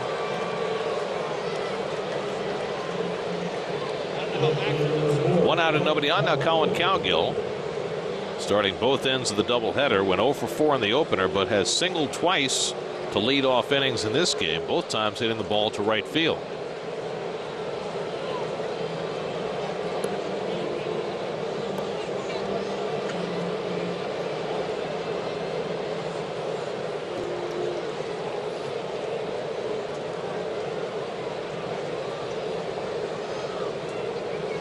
Maholm's had only 1 jam to work out of. That came in the 4th. Cowgill led off with a base hit. A 2-out single by Bird, a double steal. But then Maholm got Josh Satin looking with 2 in scoring position to end the inning. It's the only time the Mets have had runners in scoring position tonight. And Cowgill takes a strike on the outside edge, and it's 0-2. Well, the Mets will get the bullpen at least ready to warm up. David Ardsma doing the stretching. Brandon Lyon in the back. Well, Wheeler certainly will get another inning. Strike 3 called. Cowgill caught looking. Back-to-back strikeouts for Maholm. He's got 6 tonight. Let's check in with the studio. Brought to you by your Tri-Honda dealer. A game break with Gary Apple. Gary, Orioles Tigers, Comerica Park. Justin Verlander had already given up 1 home run, and there goes another. Adam Jones, say goodbye, 3-run shot, 15th on the season for Jones. It's 5-1-0's bottom 5. Gary, Ronnie. Also tonight, Toronto winning again, 8-1 over Colorado in the 7th. Esmil Rogers pitching tonight. They're getting good starting pitching every day on their way to their 7th straight win. But Verlander's having an uneven first half, isn't he? Even Superman trips over his cape sometimes. Line the other way, and Murphy's got himself a base hit. He had 2 hits in the first game, his first hit in this ball game, and the Mets' 5th off Maholm, a 2-out single. And that gets David Wright to the plate with a man on. David's gone 0 for the doubleheaders so far, 0 for 6 in the 2 games with a couple of double play grounders. I almost feel as though with the lineup the Mets have today or tonight that Murph, Wright, or Bird's going to have to do some kind of damage to score. Well, you got Wright at the plate, you got Bird on deck, you got Murphy on the base paths as the Mets try to break through against Maholm in the 6th. Mets won the opener this afternoon 4-3 behind Matt Harvey's 13 strikeouts. And Wright takes it low for ball 1. It's been quite a 24 hours, has it not? 4-hour rain delay last night. Game started right before 11 o'clock, ended almost 1:30 in the morning. Right back here for a day game, and Now the second half of this day-night doubleheader, and Wright lines one down the left field line. That's down for a base hit. Murphy on his way to third as Upton picks it up. Wright will stop at first. Now he advances to second as the throw goes to third. Upton had no chance to get Murphy going to third, but Wright was going to stop at first base until Upton threw to the wrong base. Well, these are the little plays, the small plays that you need your outfielders to make. He was not going to get Murphy. Keep the force in order. Throw the ball to second base. It'll keep Wright on first. He decides to go to third instead, where he had no play. And watch David Wright. He figures he's going to have to stop. But once he sees that ball go to third, advances to second. Well, the scorer has generously given David a double. That should be a single second on the throw, but David will take it, his 12th double of the year. So Marlon Byrd with a chance, second and third and 2 down. And Marlon takes the strike. The outfielder, if the outfielder doesn't know what he's doing, the shortstop can yell and scream, "Hey, second base, second base!" But they did not do it there. Byrd is 2 for 2 in this game. Has 4 hits and 5 at bats in the doubleheader. And he got in on him and he popped it up. And Simmons squeezes it sideways. Nice job by Mahalam to jam Byrd. And the Mets strand 2 in scoring position. Wheeler back to the mound for the bottom of the 6th. Still scoreless in Atlanta.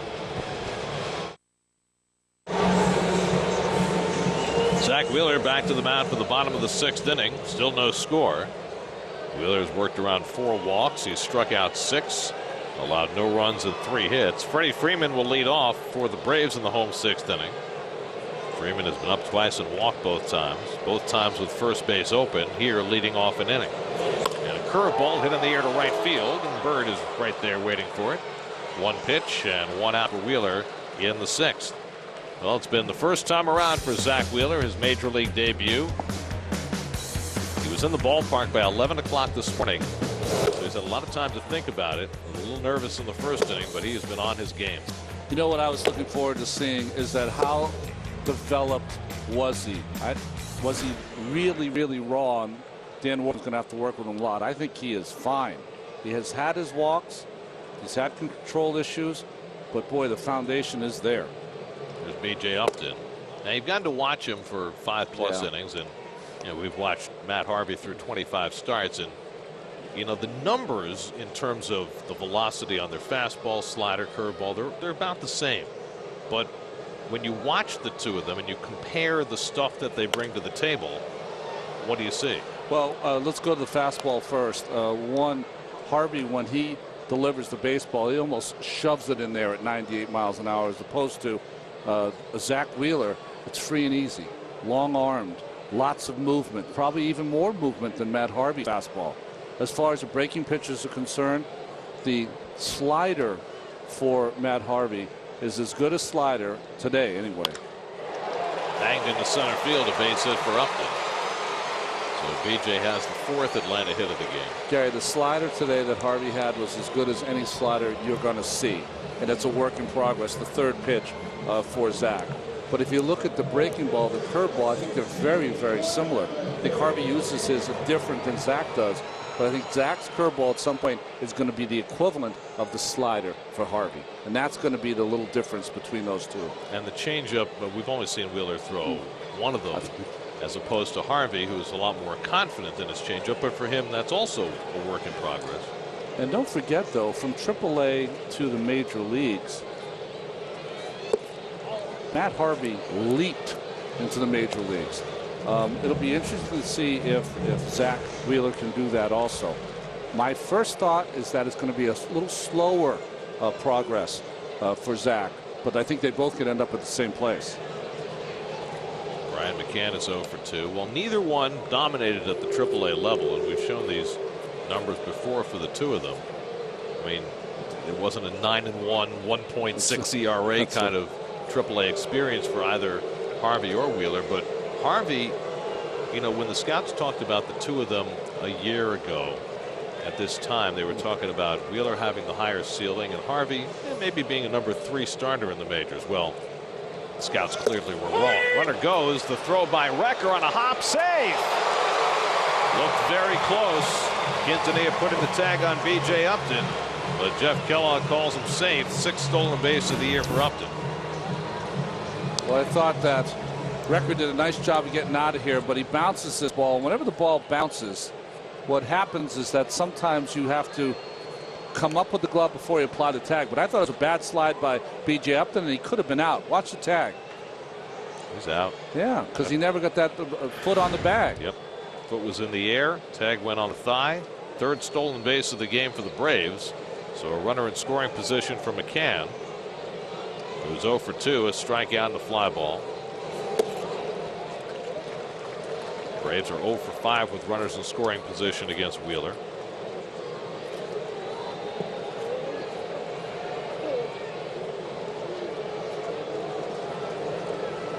Upton's hit was his first of this series. Quintanilla playing right behind him so he can't get too big of a lead.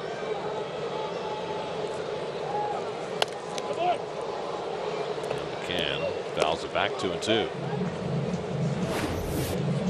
See his left foot kind of bounces up in the air. Let's see if he gets the tag right there. And he's outside of the bag, not even on the bag. Could have called him out. Hard for Kellogg to see it. He kind of screened by the runner to see where the foot was. He wants to throw his best curveball. He could throw it here.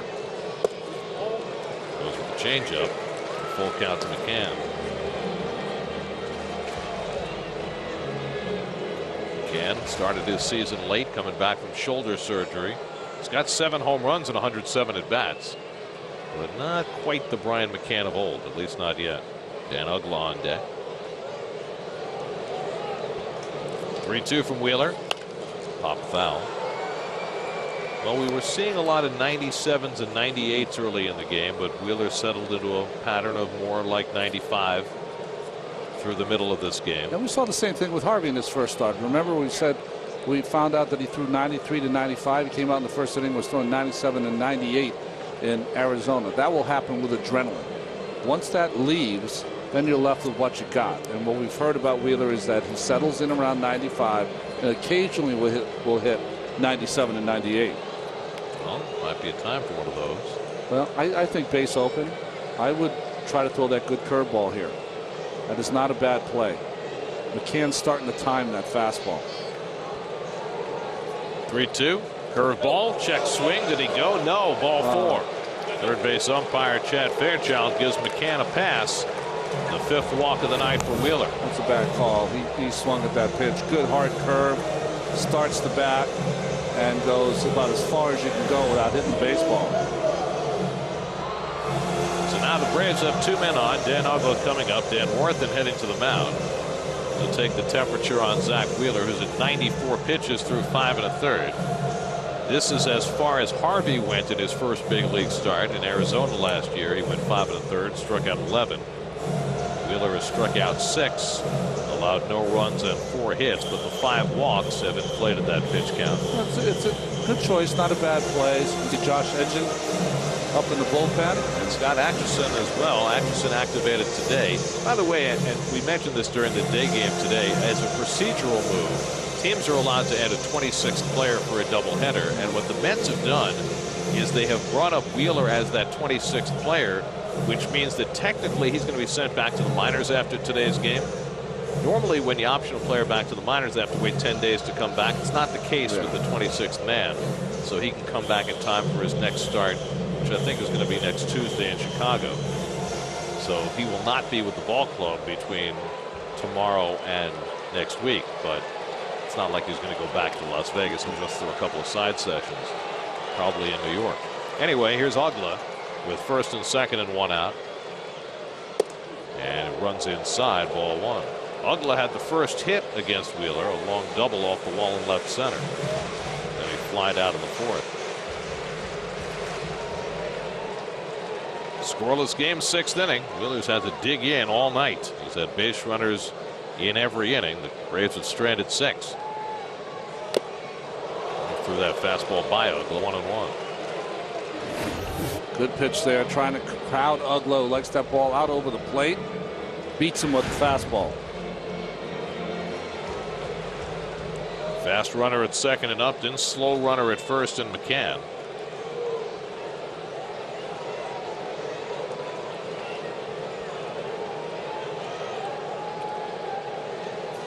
curveball sits. Ooh, a strike. Looked like it was high. Uggla certainly thought it was. Well, Schreiber somehow called it a strike, and Wheeler will thank him. Yeah. It's your first gift in the major leagues. Curveball up in the eyes of Uggla. Late break. There's no way that's a strike. But Paul Schreiber said it was. It is now. Yep. So now it's 1-2. Double play depth. Murph trying to hold the runner close. Good stop by Recker. That keeps the runners frozen. 2-2.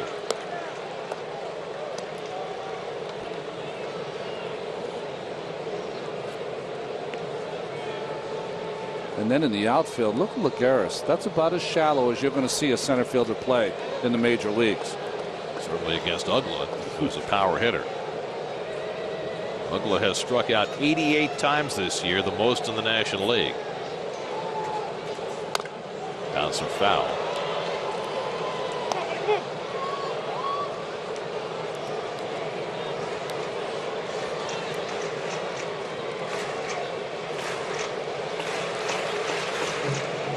B.J. Upton at second. He singled and stole a base. McCann at first. He walked. Wheeler about to throw his 100th pitch of the night. Threw as many as 112 in a minor league game this year. Needs that ground ball double play right here. 2-2. Struck him out. Number 7 for Zach Wheeler. 2 out in the inning. Uggla sitting on fastball, gets a little spinning slider here from Zach. Difference in speed fooling Uggla. So now 2 out and 2 on for Chris Johnson, who blooped a single to right his last time up. Well, this is almost certainly going to be the last inning for Zach Wheeler, and now he would like to finish it with a flourish and keep this game scoreless.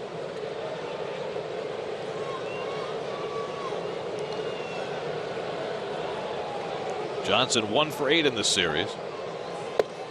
And he gets tied up in knots, but the pitch inside 1-0. Paul Mahalem is out on deck to bat for himself.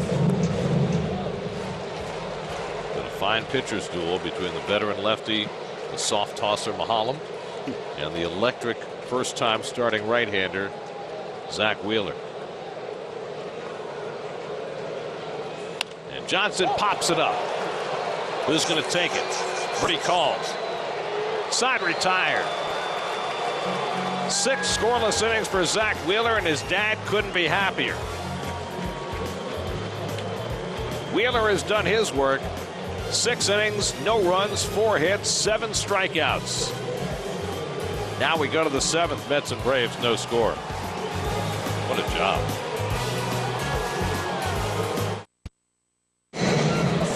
Well, Met fans waited 23 months since the trade of Carlos Beltran for Zach Wheeler to see what they had.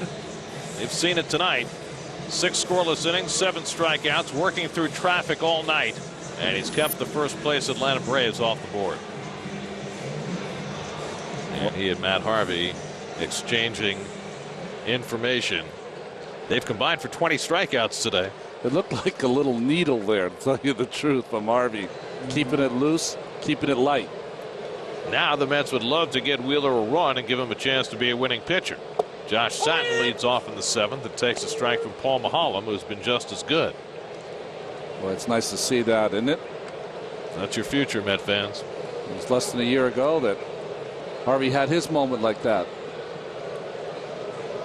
Harvey went 2 outs fewer and 4 strikeouts further. Josh Satin has his first hit of the season as he takes one the other way. Although, to put it in perspective, certainly not the hype for Harvey's start that it was for Wheeler's. Well, so many things combined to create this larger aura around Wheeler's debut. 1 was Harvey's success. 2 is the fact the team's been struggling. And I think also 3 is you trade a player the caliber of Beltran, and you have all the buildup over the last 2 years about what the Mets had gotten in that deal, and all conspired to make this an enormous event, and the fact that Zach was pitching in his hometown tonight. And the Mets have a lot built into the future and success of Mr. Wheeler. Let's see how the Mets play this here. Scoreless game in the 7th. You've got Recker at the plate, Lagares and Quintanilla behind him. And you're going to bat for the pitcher when you get there, and you've got Duda and Valdespin and Nieuwenhuis all available, along with John Buck. So do you bunt with Recker? We've seen the Mets try to bunt with people who don't bunt very often. It has not worked out. So swinging away. Of course, you run the risk of the double play here that takes you out of the inning, and Mahalam's already had 2 of those tonight. Well, he didn't quite get to the top of the list, but he's in the top 5 strikeouts in his big league debut. And, you know, you can make the case that we might not have seen Wheeler at his best tonight, and yet here he is, 6 scoreless innings under his belt. Well, I think the most impressive thing to me was he wasn't at his best. He didn't have a breaking ball, but he still battled through with people on base. That tells you a lot about a young pitcher. Is he going to wilt with people on base, or does he get better? Stranded 8 runners in 6 innings. And Mahalam can't get the backdoor strike, 1-1.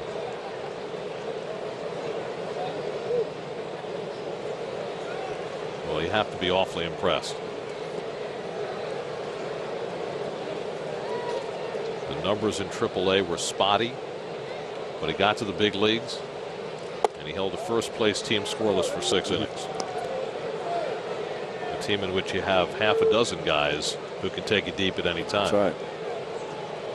And that's one of the things in Wheeler's minor league portfolio that impresses you, his ability to keep the ball in the ballpark. Is it funny? He can't even sit down. Outside, ball 3, and now Mahalam for a rare time tonight behind on the count. Well, Wheeler knows what's at stake here. He's got a potential win on the line if the Mets can get a run. I mean, if you're going to have a day, right? 3-1 to Recker. High fly ball, deep center field. Back goes B.J. Upton to the warning track. Back at the wall. It's out of here!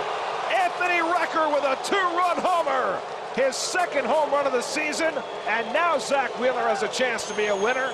2-0 New York in the 7th inning. Buck homered in the first game, and now his backup Recker homers in the nightcap. A 2-run shot, and the Mets take the lead in the 7th inning, 2-0. Well, Mahalam got behind Recker. He had to come in, threw him a little breaking ball right down the middle, and just covered by Recker, who knew he had that kind of power.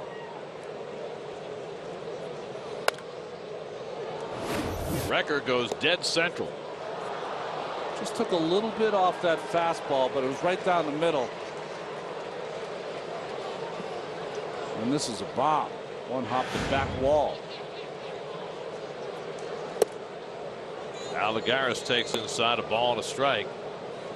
So Satin gets his first hit of the year to get on base, and Recker wrecks one, his 2nd home run to put the Mets in front.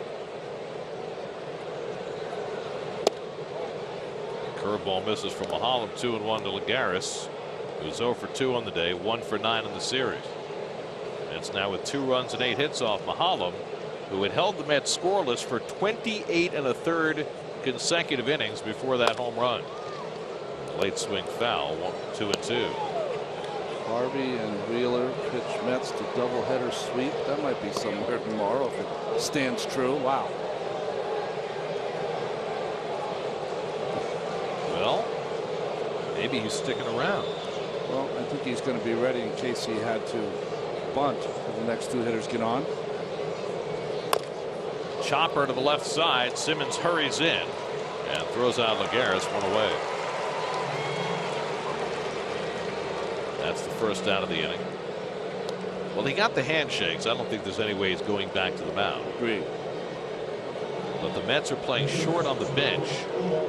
They made the move today to put Justin Turner on the disabled list. He's got an intercostal strain, and they called up Wheeler, and they activated Scott Atchison off the disabled list, able to go with 26 men for today. So they have only 4 players on the bench, and for right now a 14-man pitching staff. Here's Quintanilla, who's 0 for 2.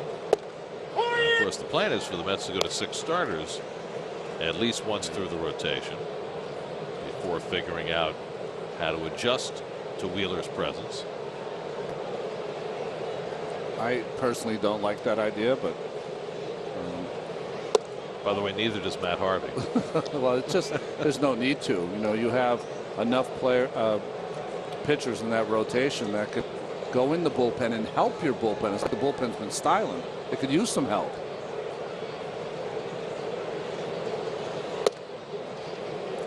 Well, because of the doubleheader, you kind of have to do it this one time through. Yeah. But once you get to the off day on Monday, there's really no reason to stay with 6 starters. I mean, this is kind of a strange way to look at things, but it's how it goes. Everything revolves around Harvey. When it's his day, it's his day. Shot through the hole, a base hit for Quintanilla. So the Mets keep finding that hole on the left side with Johnson playing the line, and they take advantage of it again. And now Wheeler will take the at bat. We'll see what his strengths are in getting the bunt down here. Signs by Tim Tuffle. Taking a look at him and nodding his head. I want to see the defense pinched in. Of course, Johnson at third. Freeman's very good, as we saw in the first game when he turned 2. Even when he's playing for the bunt, Johnson's playing the line. I don't get it. It's almost like he's out of position all game long. Right. And it's not as though he has great range to his left to be able to compensate for it.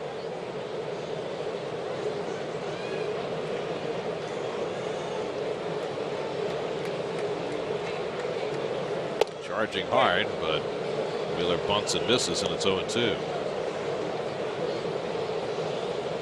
Colin Cowgill on deck. I'm wondering, you come out of the game, 6 scoreless innings, you get the handshakes, you're done, and then you have to get yourself back in a competitive mode to bat.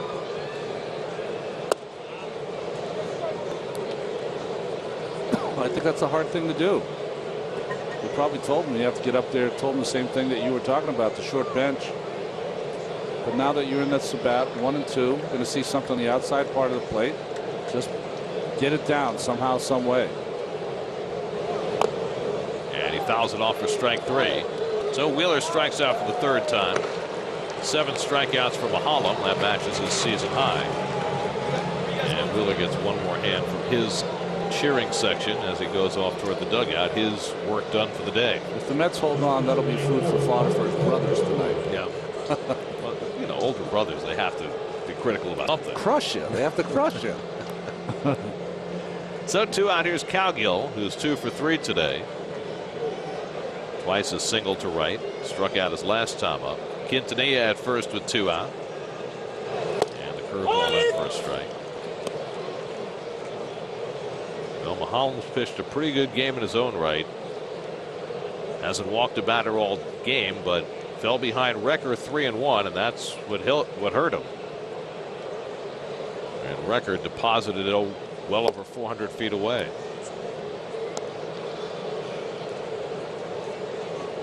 So now the Mets bullpen charged with trying to get 9 outs, and one of the questions is going to be whether Bobby Parnell is available to pitch the 9th inning after picking up a 4-out save in game 1. Scott Atchison up in the bullpen right now, getting ready to pitch the bottom of the 7th. Atchison arrived this morning. Parnell in his favor for the Mets. He has not had a lot of work of late, other than the 4 outs earlier.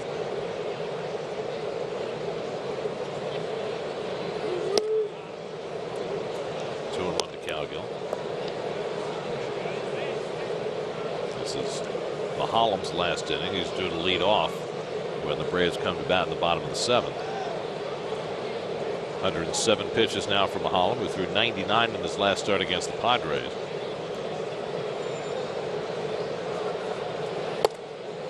And there's a strike, 2-2.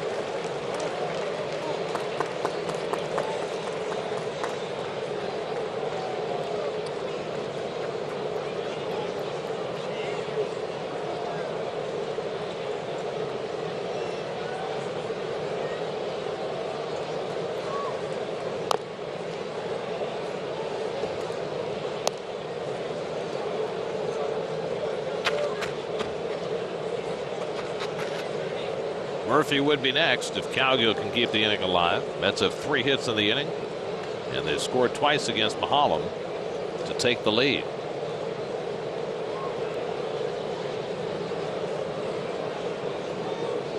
2-2, and Calgill reaches for it and punches it into shallow right center. On comes P.J. Upton. Side retired, but the Mets grab the lead.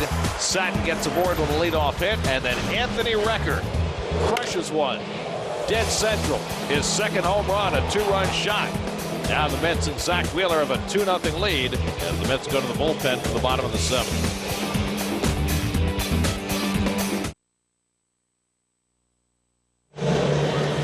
A revolting moment for the Mets. Scott Atchison, just off the disabled list today, brought in to relieve Zach Wheeler in the bottom of the 7th, and as he was warming up, appeared to pull a muscle in his leg, and Atchison is not going to be able to throw a pitch.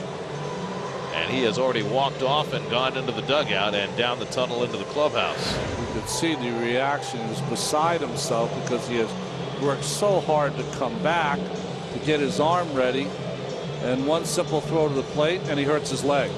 So Brandon Lyon will come in instead. Atchison just activated today. He's had elbow issues. He had them last year when he was with the Red Sox, and he had some numbness in his fingers, which caused him to finally go on the disabled list. Worked his way back, arrived today, activated today, throws a couple of warm-up pitches from the mound, hurts his leg, and he is out, and Brandon Lyon is in instead. Wow.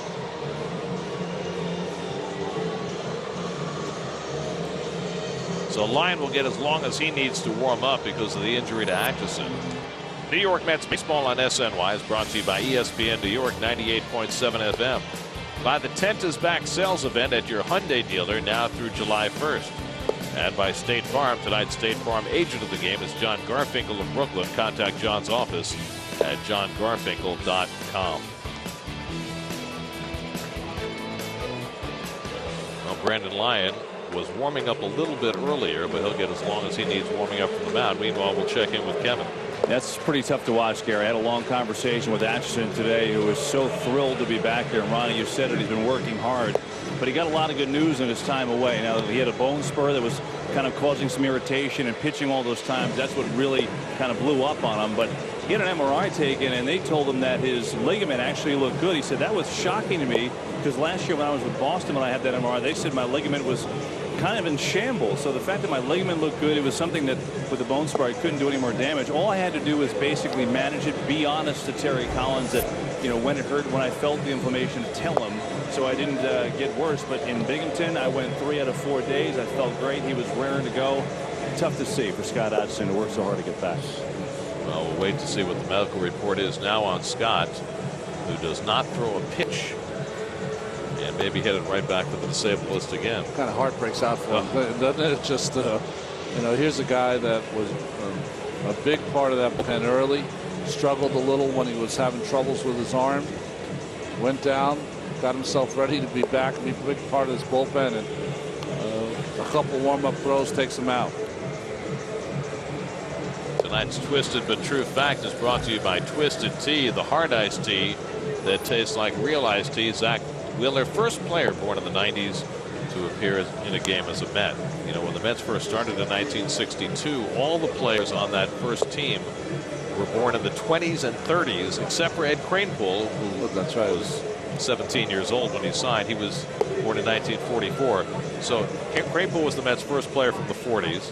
Their first player from the 50s was Tim Foley, who came up in 1970. Okay. First player from the 60s, Brian Giles, the second baseman, not the outfielder. He came up in 1981.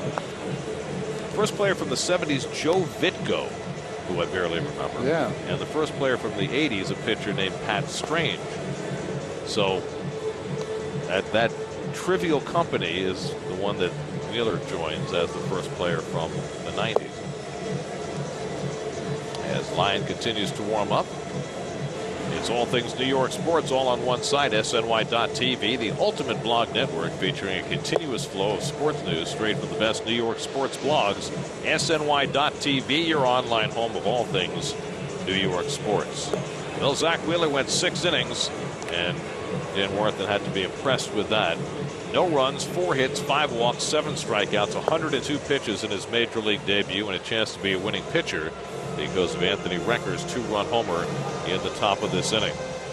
Mets upcoming schedule. You can listen to all Mets games on Sports Radio 66 and Sports Radio 101.9 FM WFAN. 2 more games to go in this series. A 5-game series swollen by this day-night doubleheader. Tomorrow night, it'll be Sean Markham against Chris Medlin. Thursday night, John Neese against Mike Minor. Then the Mets go to Philly for the weekend. You can see your city probables for the remainder of this series. Markham tries again for that elusive first win of the year against Medlin, who's been much better than his 3-7 record. If the Mets hold on, Wheeler will get his first win in his first start.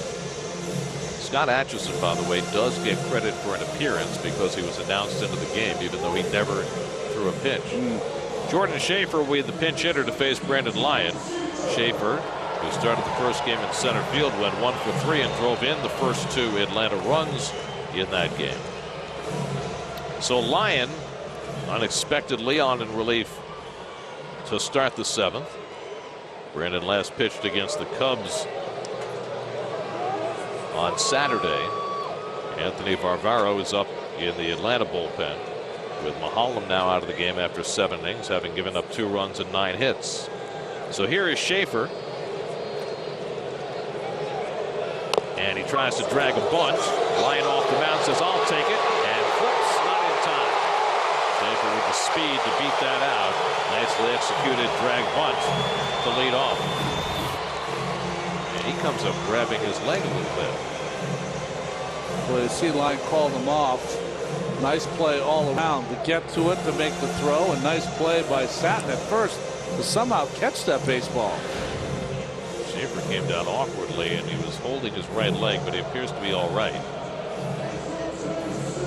So Schaefer with a bunt single to start the Braves in the 7th. And now Andrew Fitzsimmons, who got on base 3 times against Wheeler, 2 walks and a single, and he stole 2 bases. Tying run at the plate in a 2-0 game. Boy, that momentum from the Recker home run seems gone, doesn't it? I will say this: often when pitchers come in after an injury, they don't warm up long enough. Lyon took his time. Yes. That was a really veteran move on Lyon's part, knowing he had as long as he needed and wasn't worrying about making people wait. Fastball strike, 0-1 to Simmons.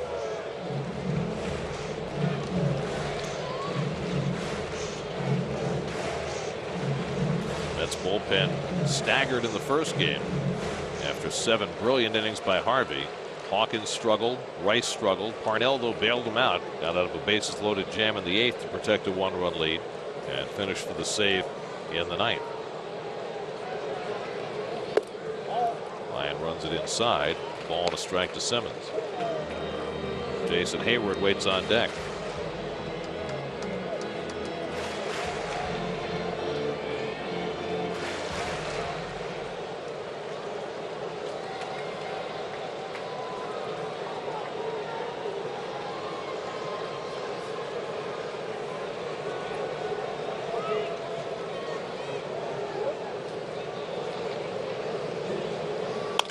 Shot through the hole, a base hit for Simmons.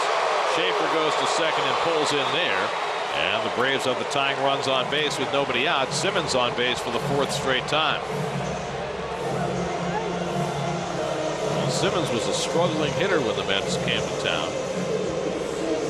Got a base hit in the day game today, and now 2 hits and 2 walks in the nightcap. And the Braves poised here in the 7th inning with 2 men on, and their big hitters coming up. Hayward is 0 for 3 today, grounded into a double play his last time up.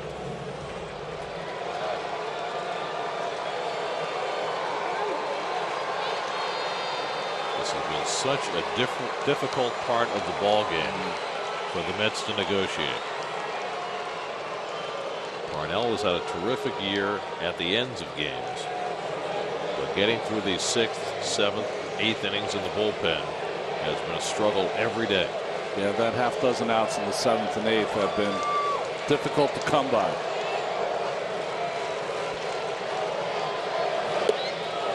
Hayward takes it high, ball 1. Braves tonight 0 for 7 with runners in scoring position. Josh Edgin getting ready for Freddie Freeman, who's 2 batters away.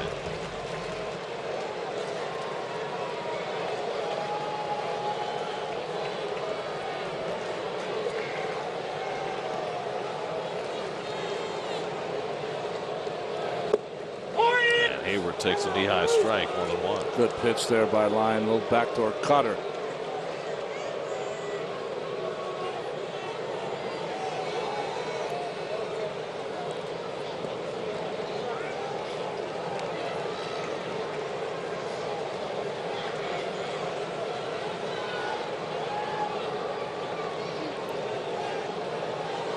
By the way, just for bookkeeping purposes,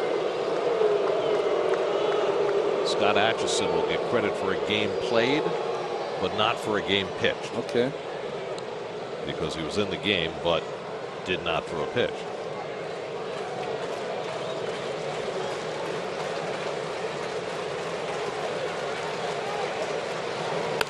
Ripped down the right field line. Foul. A bullet off the bat of Jason Hayward. You watch this young man hit, and sometimes you just can't understand how he's hitting 216 here in the middle of June. Curveball right in the middle, down where his strength is, just a little quick.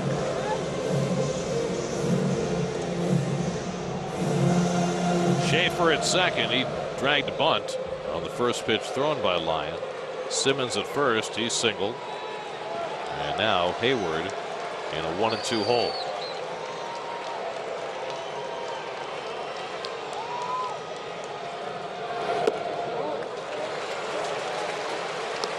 Two and two.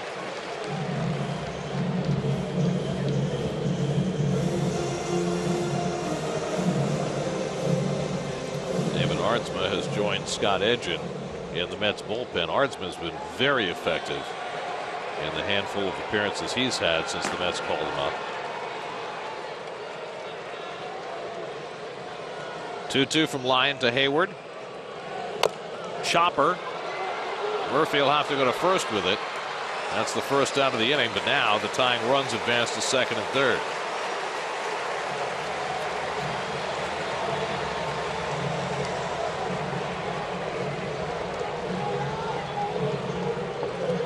So 1 out, 2 in scoring position for Justin Upton, who's gone 0 for 3 in this game. Wheeler broke his bat twice on ground balls to third base, and Upton lost another bat into the stands when he was badly fooled. So he's had to dig deep into the bat collection tonight. He has to play the infield back with a 2-run lead. Happy to concede a run to get the second out.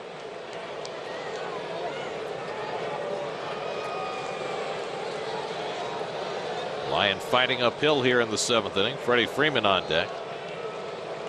And Upton fouls off the curveball. 0-1.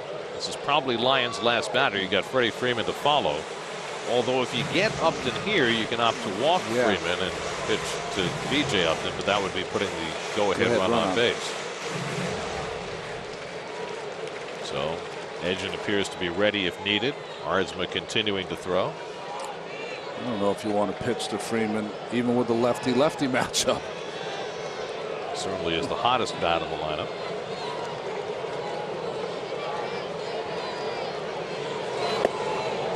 Upton takes inside. Ball and a strike. Lyon thought he might get that call, but it's been a tough strike zone from Paul Schreiber, as you prescribed tonight. I know my umpires. Pitchers always do. That's a good pitch right there.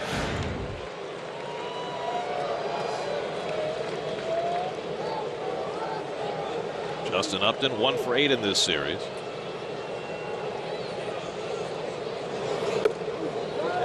Inside, it's 2-1.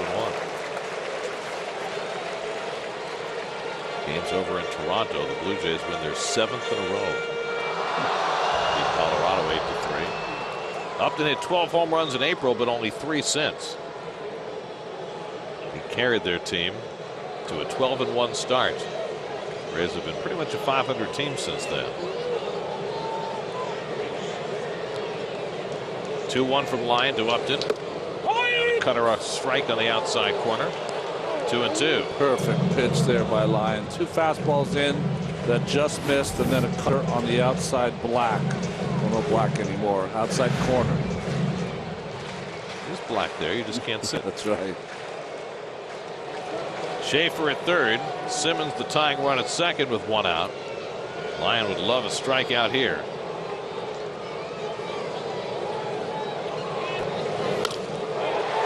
at center, chasing over Lagares, tagging at third Schaefer. He'll come in to score. The throw goes toward third to keep Simmons from advancing. The Braves get on the board. A sacrifice fly for Justin Upton cuts the Mets lead to 2-1.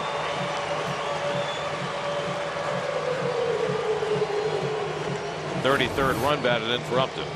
Well, he wanted to go in. He didn't get it all the way in, and that's the reason why Upton was able to fight this ball off the center field. Nice job by the young Lagares. Throws it right into second base. That's the run that matters. So let's see what they do with Freeman, and they're going to walk him and put the go-ahead run on base. It's against conventional strategy, but we've seen that twice in a week now.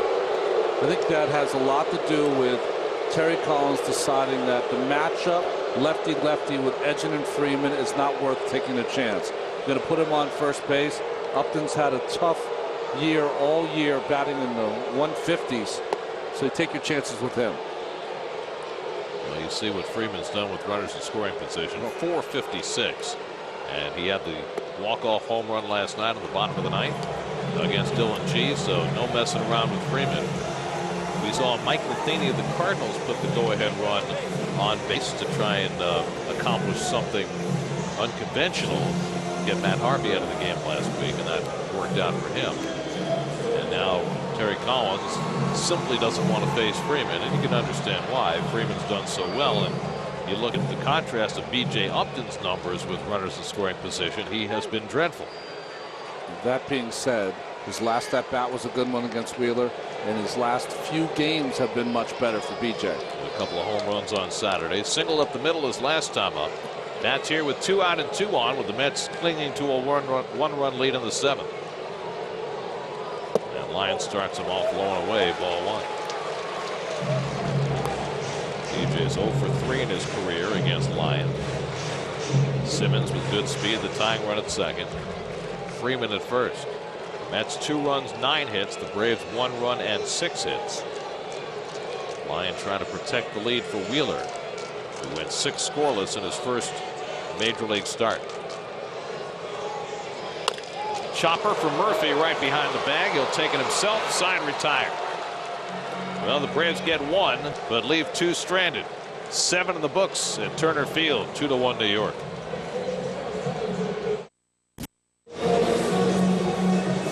Your AT&T trivia question tonight. Prior to tonight, who was the last pitcher with 7 or more strikeouts and 5 or more walks in his major league debut? 7 strikeouts and 5 walks for Zach Wheeler tonight in his 6th inning. While you chew on that, look at Staten Island native Anthony Barbaro, who will pitch the 8th inning for Atlanta. Well, he's done a nice job for them. Look at the opponent's average. Lefties, righties are handling him a little bit because he has that good overhand curveball that really handles the lefties. It'll be 2, 3, and 4 in the Mets batting order. Murphy, Wright, and Bird to look for some insurance in the 8th inning. Mets up 2-1. Paul Maholm went 7, allowed 2 runs and 9 hits, no walks, 7 strikeouts, a home run by Anthony Recker, the only blemish on his record. Murphy's 1 for 3, had a single to left his last time up. And he pops up the first pitch foul. That should make it back in the seats and out of play. Barbaro pitched last night, or should I say this morning. Exactly. He worked the 8th inning, gave up a double to Lucas Duda, but nothing else.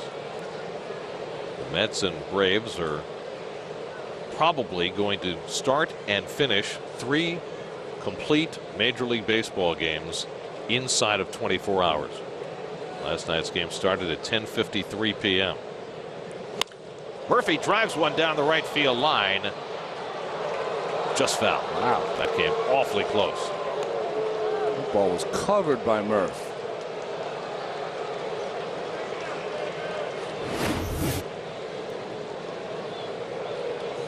Ten feet foul. Had the distance.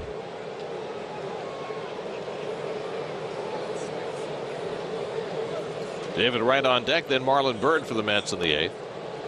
Murphy has hit 5 home runs this year.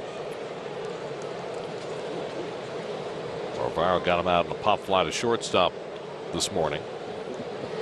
Hard to say, isn't it? It's been a very odd trip to Atlanta, as it generally is. Skips away, and it's 2-2.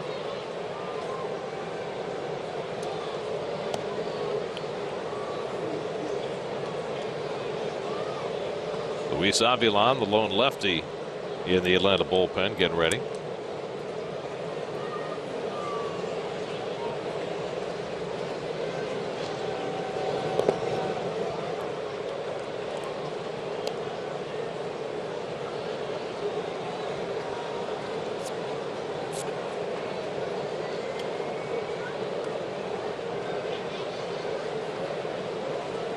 Anthony Varvaro, who pitched at Curtis High School and then at St. John's. Picked up on waivers from the Mariners by the Braves 2 winters ago. Good pickup for them. And now he goes to a full count on Murphy, 3-2.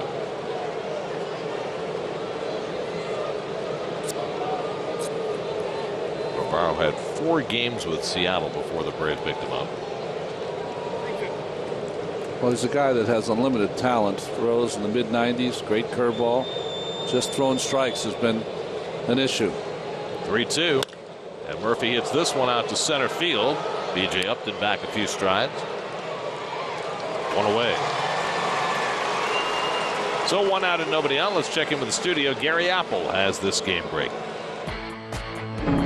Gary, Nats Phillies tied at 1, bottom 5. Cliff Lee looking to help his own cause. Into center, Delman Young trying to score, but Denard Span would have none of it. Kurt Suzuki puts out a terrific tag. It's still tied at 1, bottom 6. All right, Gary. Now David Wright is 1 for 3. David had a double down the left field line his last time up. You know, I was thinking about playing a large number of games in a condensed period of time. And I come back to a couple of days that I spent at Shea Stadium as a fan back in July of 1978. Because of postponements, the Mets were playing the Astros. They had a Wednesday tie-night doubleheader starting at 4:30, 6 o'clock, I think. Okay, 6. Or maybe it was 5 in those days. David hits one out to center field. Upton going back to the warning track, right at the wall, makes the catch. Ballpark just big enough to hold that fly ball by Wright. 2 men down.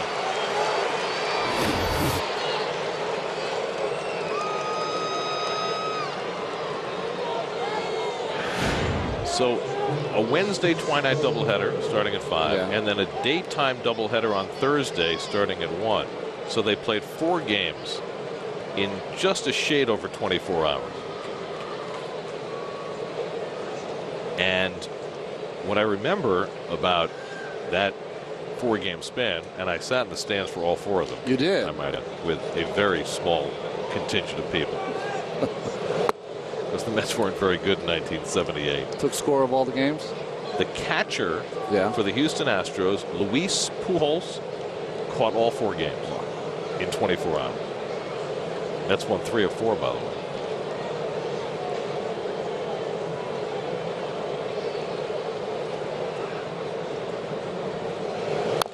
Bird bounces 1 foul. Craig Swan, Mike Bruhart, and Dale Murray got the wins for the Mets.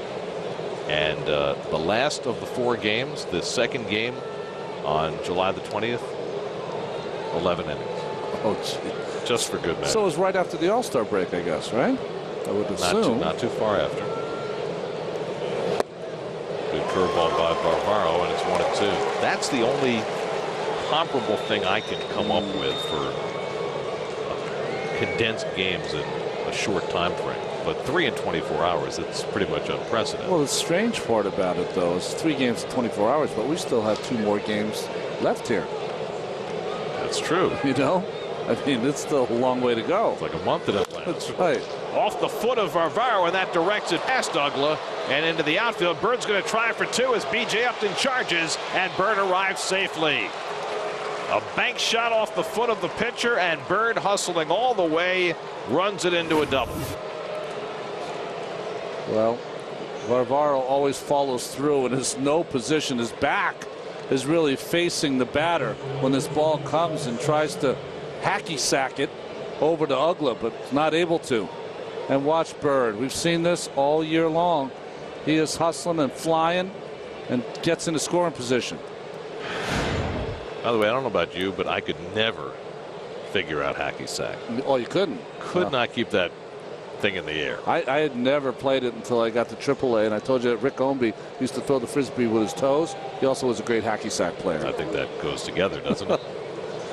Here's Josh Satin, who takes it low ball one. Let's check in with Kevin. You know, guys, one of the kind of underrated things as a baseball player is replacing a friend. You know, Josh Satin and Ike Davis are great friends. They spent literally the entire spring training together. I mean, playing video games, going fishing, things like that. And now Satin takes over Ike Davis's locker at home. I asked Satin about this. You never want to, you never can replace a guy, but especially a guy I like. Pickoff, and that goes into center field. Bird's going to go on down to third. Gets by Upton. Bird's going to come home and score.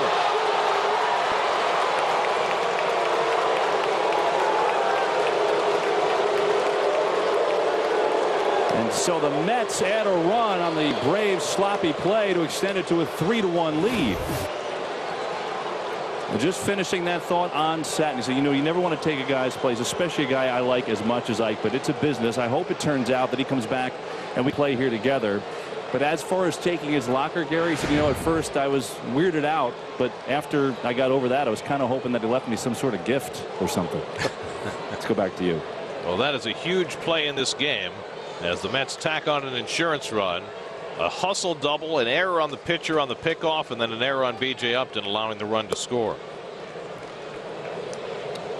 Well, just tells you if you hustle like Bird did into second base, then sprinted to third base, and which made B.J. Upton kind of pick up his head for a second, and the ball went underneath him. Just seen from B.J. Upton something you don't want to see is a guy who's struggling at the plate and taking it out to his defense. Just can't do it at this level.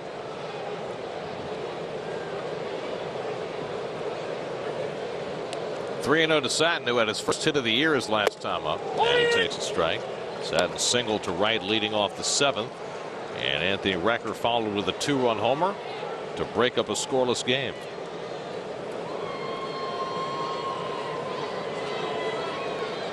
Let's try to sweep a day-night doubleheader from Freddie Gonzalez's first-place Braves. And there's ball 4, and Satin is on. So after Varvaro retired the first two, he kick saves a double, throws away a pickoff. Now he's walked Satin. And what began as a fruitful inning for the Staten Island native has melted down quickly. And now here's Recker, who did damage in the seventh with his second home run, hitting it over the center field fence to break up Paul Maholm's shutout and give Zach Wheeler a chance to be a winner in his major league debut.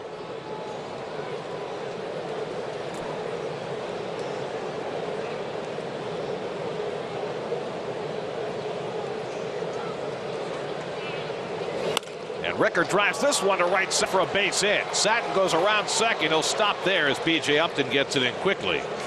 And so Recker has his second hit of the night. Good hitting again here by Recker, driving that ball to right center. Short, compact to the ball. Well, Recker had a long minor league career. Hit as many as 16 home runs in a season in the minors. Lifetime .272 minor league hitter. Had cups of coffee with Oakland and Chicago. Hit a home run for the Cubs last year. Mets brought him out of spring training as their backup catcher at age 29, and he has done the job. I mean, just a little change up in the middle of the plate. Maholm knew it. Recker knew it. Well, that's 425 feet plus. He's a big, strong guy, 6'2", 230, and he showed all of it there. Built like a linebacker, isn't he? He's from PA. Okay, well. They build him to play football in Pennsylvania.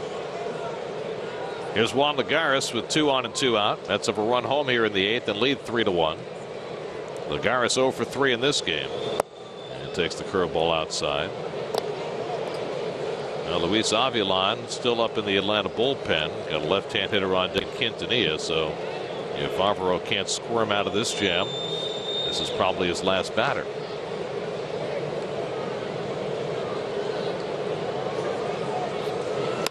Line drive, left field, base hit. Satin around third, heading home. Justin Upton throws a wild one up the line. Into score comes Satin. The runners move up to second and third, and it's 4-1 New York. Some dreadful outfield play by the Upton brothers in this inning, and the Mets have tacked on a run. Now they have a chance for more. Lagares with an RBI hit. Again, nice hitting by Lagares here. Nice to see the Mets ringing out some hits. Once he bobbled, there's no reason for him to try to get the runner at home, but he still tries to.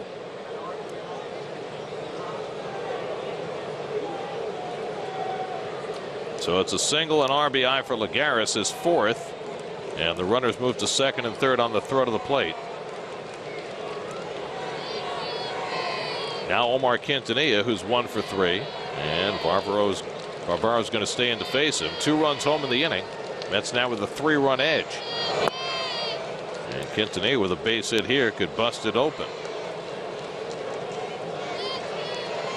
Well, Barbaro had 2 out and nobody on, but Marlon Byrd's comebacker went off his foot for a double. He threw away a pickoff.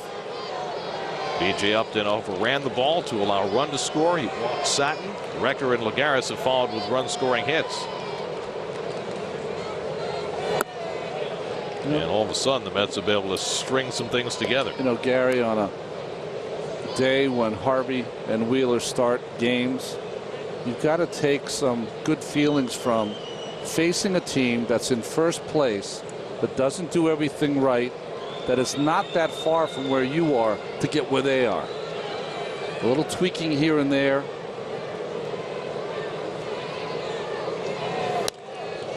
Well, what the Braves do that the Mets don't, there were 2 things coming into the season. One was pitch better out of the bullpen. That's not as much the case now as it was earlier in the season, with Venters and O'Flaherty out for the year. The other thing they do, they hit home runs. Yeah. Well, Venters or O'Flaherty would have been in this game instead of Barbaro. They still have a tremendous closer in Craig Kimbrell, although he's been a little more human this year than last. Chopper, foul. But getting to Kimbrell has been a little dicier with those 2 big lefties out of the equation. And that's with 12 hits for the lineup that looked a little compromised today, but you know what? Sometimes you put up those guys that haven't played as much, a little more concentration. Braves have been hard to beat at home. They have not lost a series at home since last August. If the Mets win this one, they'll be up in the series 2-1 with 2 more to play. 2-2 to continue with 2 in scoring position. And Omar hits it hard. Base hit. In to score is Recker. Here comes Lagares to the plate. He scores. Quintanilla with a 2-run single. The Mets have scored 4 after 2 out in the top of the 8th. And the Mets now lead at 6-1. 13 hits now. And great at-bats by Quintanilla in his last 2 at-bats here in this ball game. Fastball is supposed to be away. It's down and in, down middle. And that short stroke by Quintanilla hit into right field. So the Mets have put up a 4 spot all after 2 out and nobody on. Now Jordany Valdespin will bat for the pitcher, Brandon Lyon, who worked the bottom of the 7th after Zach Wheeler went 6 scoreless at the start of the game. Valdespin came off the bench in game 1 today and drew a bases loaded walk.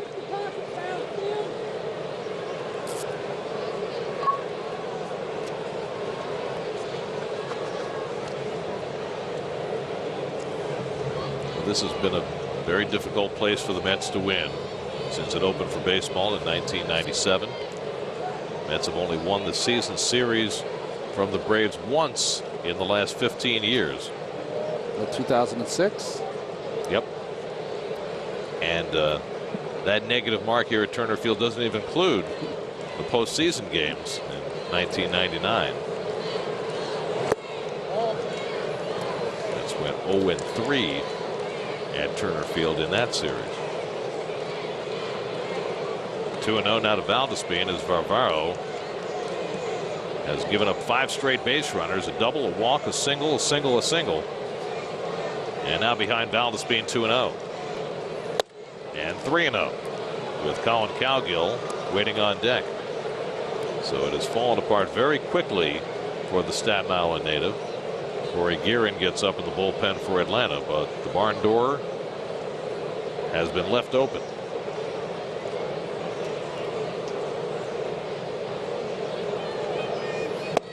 Not even close, and Valdespin walks again.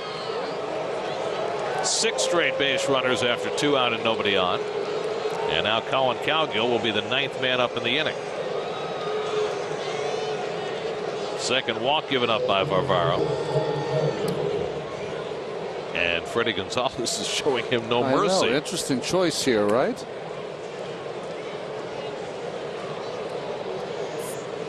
Well, this was a winnable game for Atlanta when the inning began. But he has really hung Varvaro out here.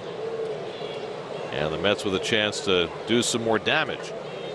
Cowgill's 2 for 4.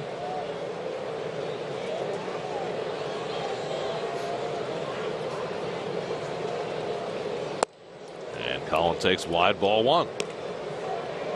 And he looks more and more frustrated with each errant pitch. You can't get a strike called.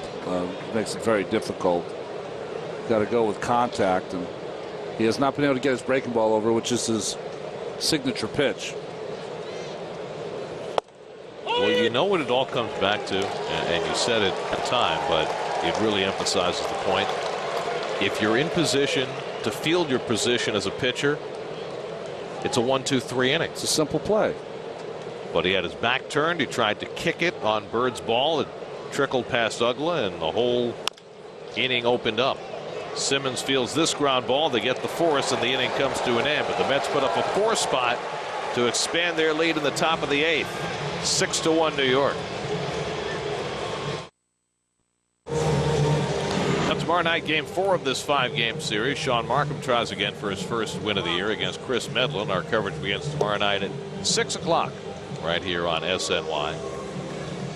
Well, the Mets now with a 6-1 lead. David Ardsma, who all of a sudden has become a very important piece in the Mets bullpen, will pitch the bottom of the 8th. I think now, too, with the Atchison injury, that don't be surprised you see Ardsma as a setup man here for Bobby Parnell. Ardsma making his 5th appearance. He was with the Yankees in spring training. They let him go. He signed with the Marlins. He had an opt-out in his contract there, exercised it, signed with the Mets, and now has seemed to have regained most of his form from his glory days as a closer for Seattle. Ball strike to McCann, 0-1. Zach Wheeler went 6, no runs, 4 hits in his big league debut. Walked 5, struck out 7.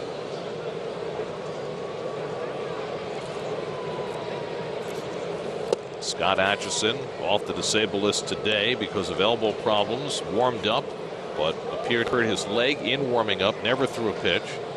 We're still waiting for a medical report on him. Brandon Lyon took over instead and did well to limit the Braves to just 1 run in the 7th. Pulled down to first. That's a foul ball. 1-2 to McCann. And then the Mets went out and put together an unlikely 2-out rally in the top of the 8th to blow this game open. So 6 outs to get for the Mets as they try to secure a victory for Zach Wheeler in his big league debut. And on a day that began with much hype about the Mets' young guns, Harvey and Wheeler, pitching in a day-night doubleheader, it is all gone according to plan. That's right. Those add-on runs, they are something. Most important thing in baseball. 1-2, and the fastball misses to McCann. See Ardsma throwing 91, 92. When he was with Seattle, saving games in 09 and 2010, he was throwing 94. Yeah. But he has probably a better slider now, he says, than he had back then to go with his splitter. Laced to the center field and a base hit for McCann. So a leadoff single for Brian McCann. The Braves have their 7th hit of the game.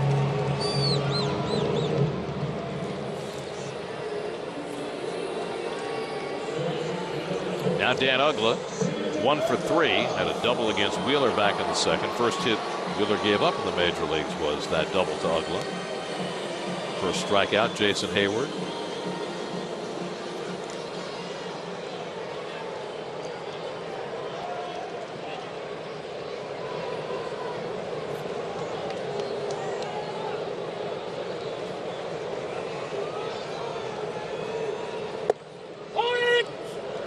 That slider you were talking about, Gary. Late. Gets Uggla to flinch.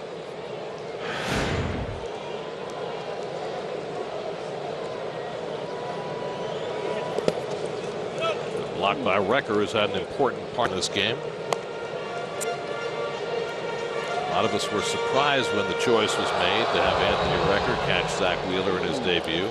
It worked out in terms of their working together, and it worked out offensively as well. He did a nice job, too, because it wasn't easy catching Zach. You know, he had struggled with his control. He was trying to call just enough breaking balls to keep Atlanta honest.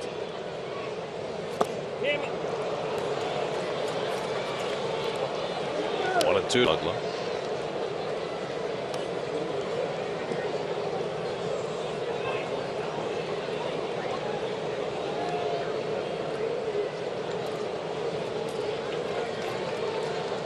No need to hold McCann on, but they do. 1-2, and Uggla breaks his bat. Could be two. The turn by Murphy, 2 men down. 6-4-3 double play on the broken back grounder. We don't get much of a tailor-made. Oh, that's supposed to be upstairs to try to get the strikeout. Uggla top hands it, 1 hop to Quintanilla. So just like that, 2 out and nobody on in the home 8th inning. And now Chris Johnson, who's 1 for 3, a bloop single back in the 4th.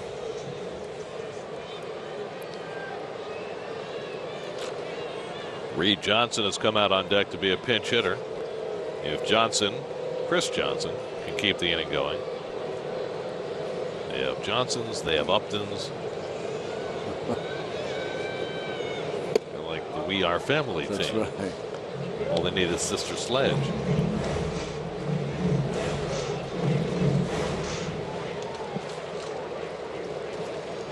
Medical report on Scott Atchison, sore right groin. Corey Guerin up in the bullpen for Atlanta. Well, you hope that it's nothing that's going to set Atchison back too far, but he was certainly in a lot of pain as he threw a warm-up pitch and hobbled off the mound. That's the kind of injury that's, you know, 2-3 weeks at least. Quintanilla throws out Chris Johnson. Nice pick by Satin at the other end. And the side retired. Scoreless inning for Ardsmith sends it to the 9th, 6-1.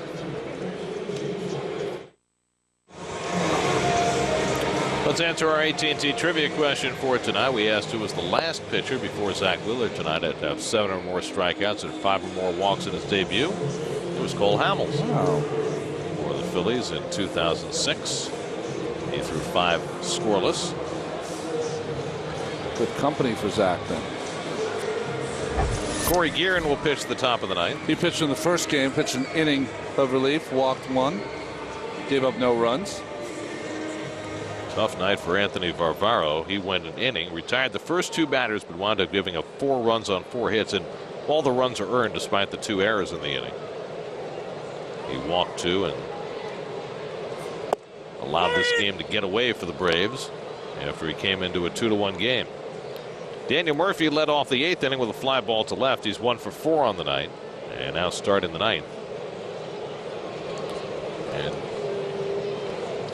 with the Mets having stretched their lead to 5 runs, it, at least for the moment, makes moot the question of whether Bobby Parnell's available in Game 2 after Parnell worked a 4-out save in Game 1.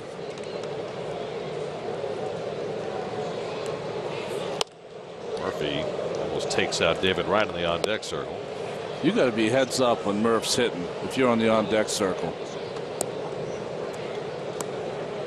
He gets in that mode that ball away, he will just follow it 90 degrees back.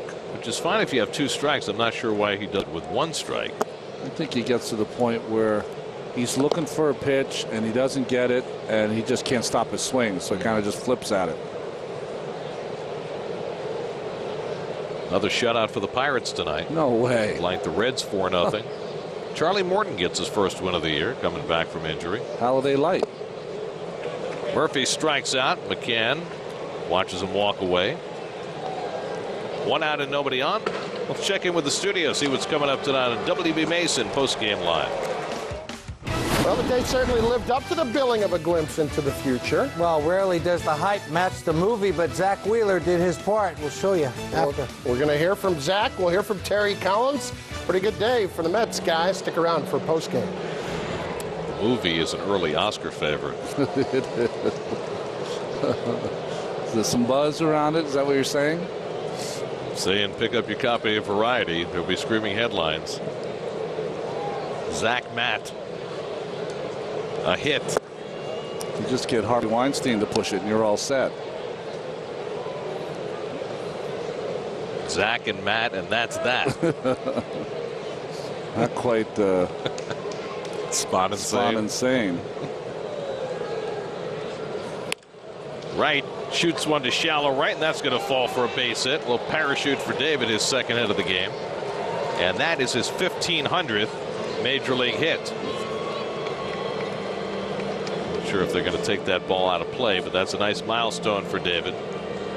You got to grab that ball. 1500 is 1500.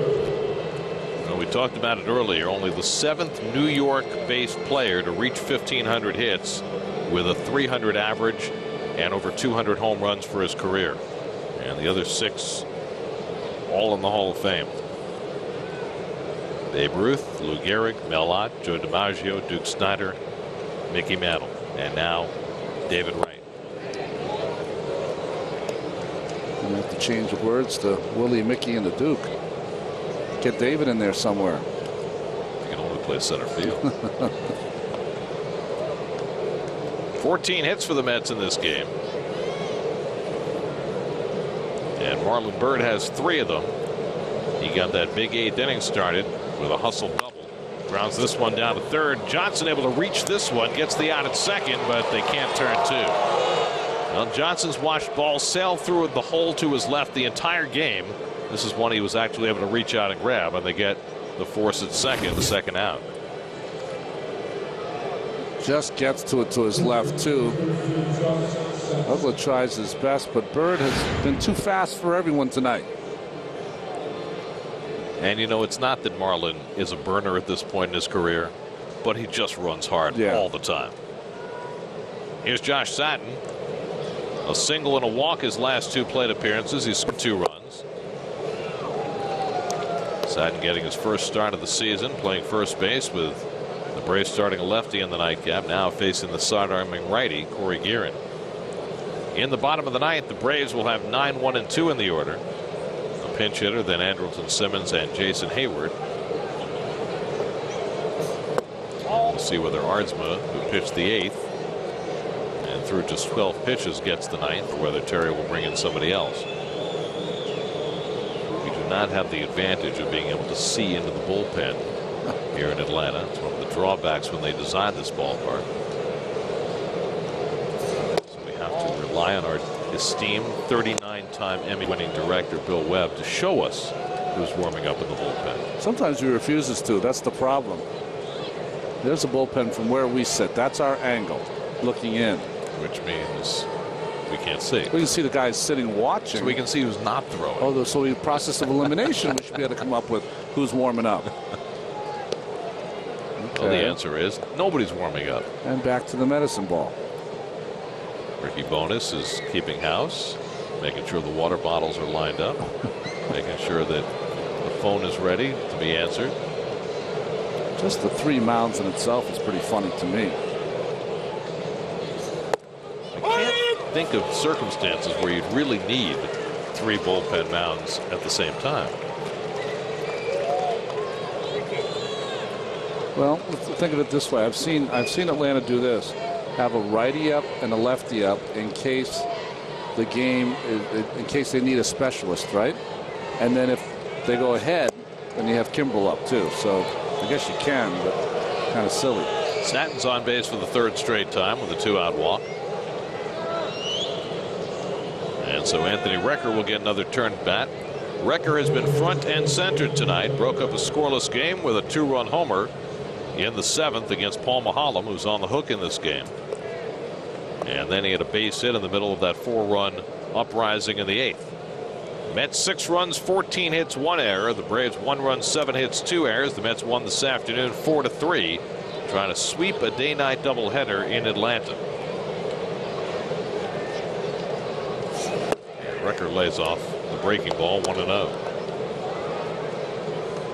Still watching Mr. and Mrs. Wheeler. They have not left their seat, almost like superstition. They don't want to leave it because the Mets are winning. And it's Zach Wheeler's win. They need to be around for the finish. Right. They want to watch him go out and shake hands after what could be his first big league win. When you were done, yeah, and you were in position to win, did you come back to the bench or did you stay in the clubhouse? I always stayed on the bench. Yeah, I mean, at least for that inning. Right, but what about after that? Oh well, after that you start your working. I mean, you start the bands. You start doing weights, small 5-pound weights with your arm, and then you get ice. So you do all of that stuff. Now, as soon as that was done, then I come back to the bench if the game's still on. Here's ball 4, so Guerin having trouble throwing strikes, back-to-back walks to load the bases. Well, Mulholland didn't walk anybody in 7 innings, but the Braves bullpen in an inning and 2/3 has walked 4. This is not your father's Braves bullpen, not even your older brother's. Now Juan Lagares, who singled in a run in the 4-1 8th inning. He's 1 for 4. Batting here with the bases loaded and 2 down.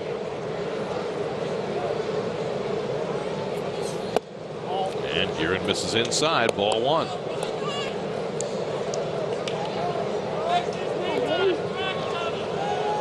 Well, Luis Avilan's been up 3 times in the bullpen. He's up again. Strange bullpen usage, or non-usage, you'd have to say, by Freddie Gonzalez, in that he had Avilan up in that 8th inning and never brought him in to face the left-hand hitter, and the inning blew up. And now the game is blown up. Mock cheer there by the Braves fans. Finally a strike thrown by Guerin. 1-1. Well inside. Was hit Lagares. That would have forced in a run. Kansas City Royals lost tonight. Rare loss in the last couple of weeks. 4-3 in Cleveland. Just their 3rd loss in their last 14 games.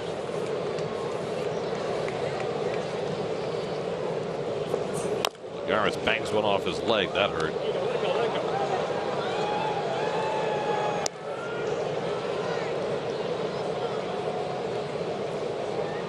We've seen him bang a couple off his foot and leg, and he's one of those that does not wear a protective pad. That one's right off the top of his foot. Ray Ramirez, the trainer, out to have a look. You know, in the old days, they would take the instant freeze, the ethyl chloride, and spray it on. Yeah. But that went out of vogue at some point. You don't even know if it worked, but it seemed to. Looked like they were doing something. Yeah, exactly. Tonight after the postgame, Geico Sports Night, lots of reaction to a big day of baseball for the Mets. Rain out of the Bronx with Don Mattingly in town, and lots more on Geico Sports Night as Lagares goes down on strikes to end the inning. We go to the bottom of the 9th. Mets 3 outs away from a doubleheader sweep, up 6-1. High praise from a guy who should know on our Toyota tweet of the game. Doc Gooden says, watching Harvey and Wheeler, Mets could have the best 1-2 punch in the majors for years to come. Nice. The doctor's watching. Kind of like Gooden and Darling. Well, that was the day today. Harvey had a no-hitter for 6 innings, struck out 13 over 7 innings plus. He got his first win in just over a month. Zach Wheeler, first big league start, 6 scoreless innings, and on the verge of a win in his first start. David Ardsma will try and finish it off after pitching the 8th inning. Reed Johnson will be the pinch hitter starting the last of the 9th. And Johnson takes low ball 1. Johnson started the first game of the doubleheader in left field, went 0 for 3. Andrelton Simmons on deck, Jason Hayward behind him.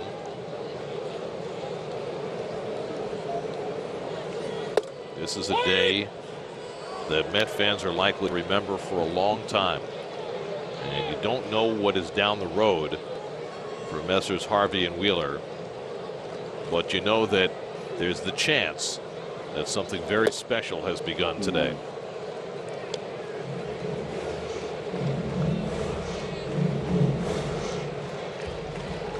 I think you also combine that with Jonathan Neese. Once he gets it rolling, now every night gives yourself a chance to win. Dylan G, no one could have been better for 8 innings last night. It's hard for me to figure out what night it was. It was great last night and most of this morning until exactly. it wasn't. Yeah, but still, he pitched a fantastic game. 4 straight great starts for G too, and I think that's the encouraging thing. Back to where he was before he got hurt last year. But take it from someone who was lucky enough to pitch with some talent. Oh, hit by a pitch here. Reed Johnson aboard. He gets hit by a lot of pitches. So leadoff base runner for the Braves in the ninth. Took it right in the elbow guard. He knows where to place that. No, for someone that pitched with some talented pitchers, what happens for a team is that when you have someone every 5th day that's giving you a chance, you start to get that wheeling feeling as a team that it doesn't matter who's pitching for them, who we're playing. We're going to be in the game late. All we got to do is get some clutch hitting. And the Mets have gotten the offense today for Wheeler. Remember Mike Pelfrey's first start in the big leagues? That's right. Mets scored 17 runs that day. That was the Jose Valentin day. Yeah, got 7 RBIs in the first 2 innings. Yeah, he thought every day was going to be like that. Simmons, and he takes a strike. Simmons has been on base 4 straight times in this game. Josh Edgin gets up in the Mets bullpen. Simmons has walked twice and singled twice. Stolen 2 bases in this game, so the Brave shortstop has had a big ball game. Johnson not being held on. And it's hit off the end of the bat, a little number. And Artsman makes the play. 1 out. Down to second goes Johnson. Messrs. Harvey and Duda were watching that play. Derek Collins on his way out to the mound with Hayward coming up. Looks like he wants Josh Edgin to come in and get at least an out here. So Arnsma goes an inning and a third, effective again. And the Mets make a pitching change here in the bottom of the ninth. Josh Edgin coming on. Call to the bullpen brought to you by Verizon Fios. 6-1 Mets, 2 outs to get here in the ninth. We'll be right back.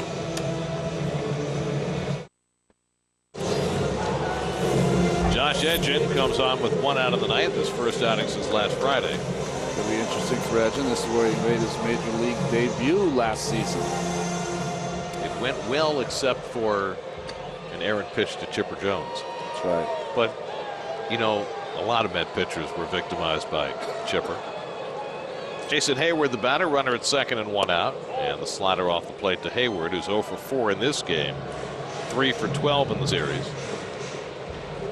Justin Upton on deck. As Edgin hopes to close things out, the 5th Met pitcher in this game. But only 4 of them have pitched. That's right.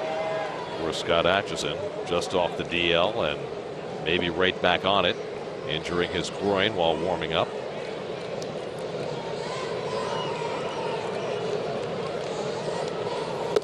Why don't the Braves put initials on the Upton jerseys? BJ doesn't have initials on his? No, neither one does.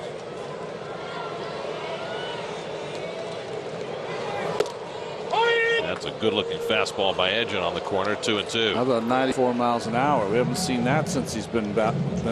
What did he say? I need to quit thinking and let the ball go? Let it fly. He let it go.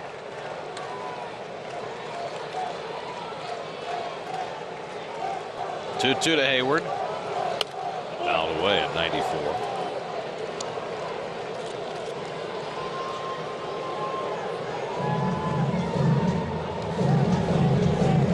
Braves also have, you know, the 2 Johnsons, Reed and Chris. They don't have the initials on their jerseys either. Difference in size, you can be able to tell them. 1'6", 225. One's a littler guy. But generally, teams that have 2 guys with the same last name, they will put an initial on the back of the jersey. I wonder if that's an organizational decision and whether there's a reason for it. I wonder. Do they want people to buy more programs so they can differentiate? Watch out. With some of the guys today, they'll have J up or something. Well, don't even put the whole name. Well, you go back to when Ted Turner bought the Superstation, and he had Andy Messersmith, who wore number 17, put Channel on the back. That's right. Channel 17. That was right here in Atlanta. They'll start putting the Twitter account on the back. Chopped down to first, and Satton's got it for the second out. Over to third goes Reed Johnson, but now the Braves are down to their final out of a long morning, afternoon, and night. Well, only a Freddie Freeman home run separates the Mets from winning 3 games on June 18th. They lost the morning game. They won the afternoon contest, and now they're 1 out away from finishing off their 3rd game, started and finished in a 24-hour span. And what a 24 hours it's been. Justin Upton, the final hope for the Braves. And the breaking ball outside for ball 1. Upton had a sacrifice fly to drive in the only Atlanta run in this game. That was in the 7th against Brandon Lyon.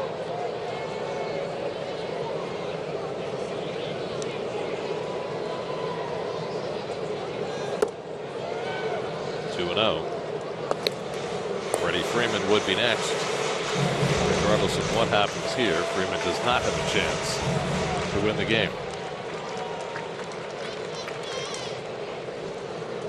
He had 3 straight game-winning hits for the Braves, 2 against the Giants, 1 against the Mets. 3-0.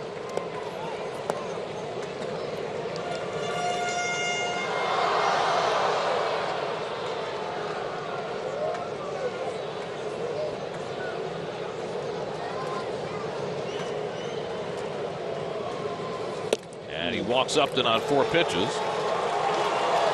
So the game continues. Freddie Freeman will come to bat with first and third. Dan Orthen will first pay a visit to Josh Edgin to check in. Well, the Red Sox were on the verge of sweeping a doubleheader from the Rays. They won the afternoon game 5-1. They were up 1-0 going to the ninth. Felix Dubron, 8 scoreless innings. They brought in Andrew Bailey. Kelly Johnson had a home run. They're 1-1 now, bottom of the ninth.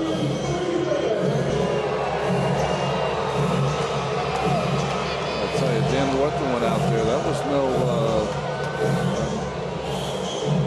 nice to see a session. That was pretty adamant and animated by Orthen. Good. I like that. So here's Freeman. He's walked 3 times in this game. The last one an intentional walk in the 7th. That worked out for the Mets. First and third and 2 out.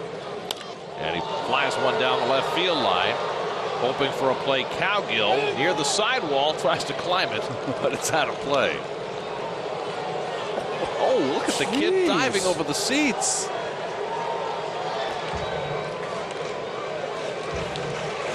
He was successful in his prey. Watch this. Man. Flips it away from the young lady who was diving over the stands, too. Been a long day. Still a lot of energy. A little bit high. Ball and a strike to Freeman. Mets were up 2-1 to 7 with the tying run at second. Lyon intentionally walked Freeman, got B.J. Upton into a fielder's choice to get out of that jam with the lead. Foul back, and now the Braves are down to their final strike.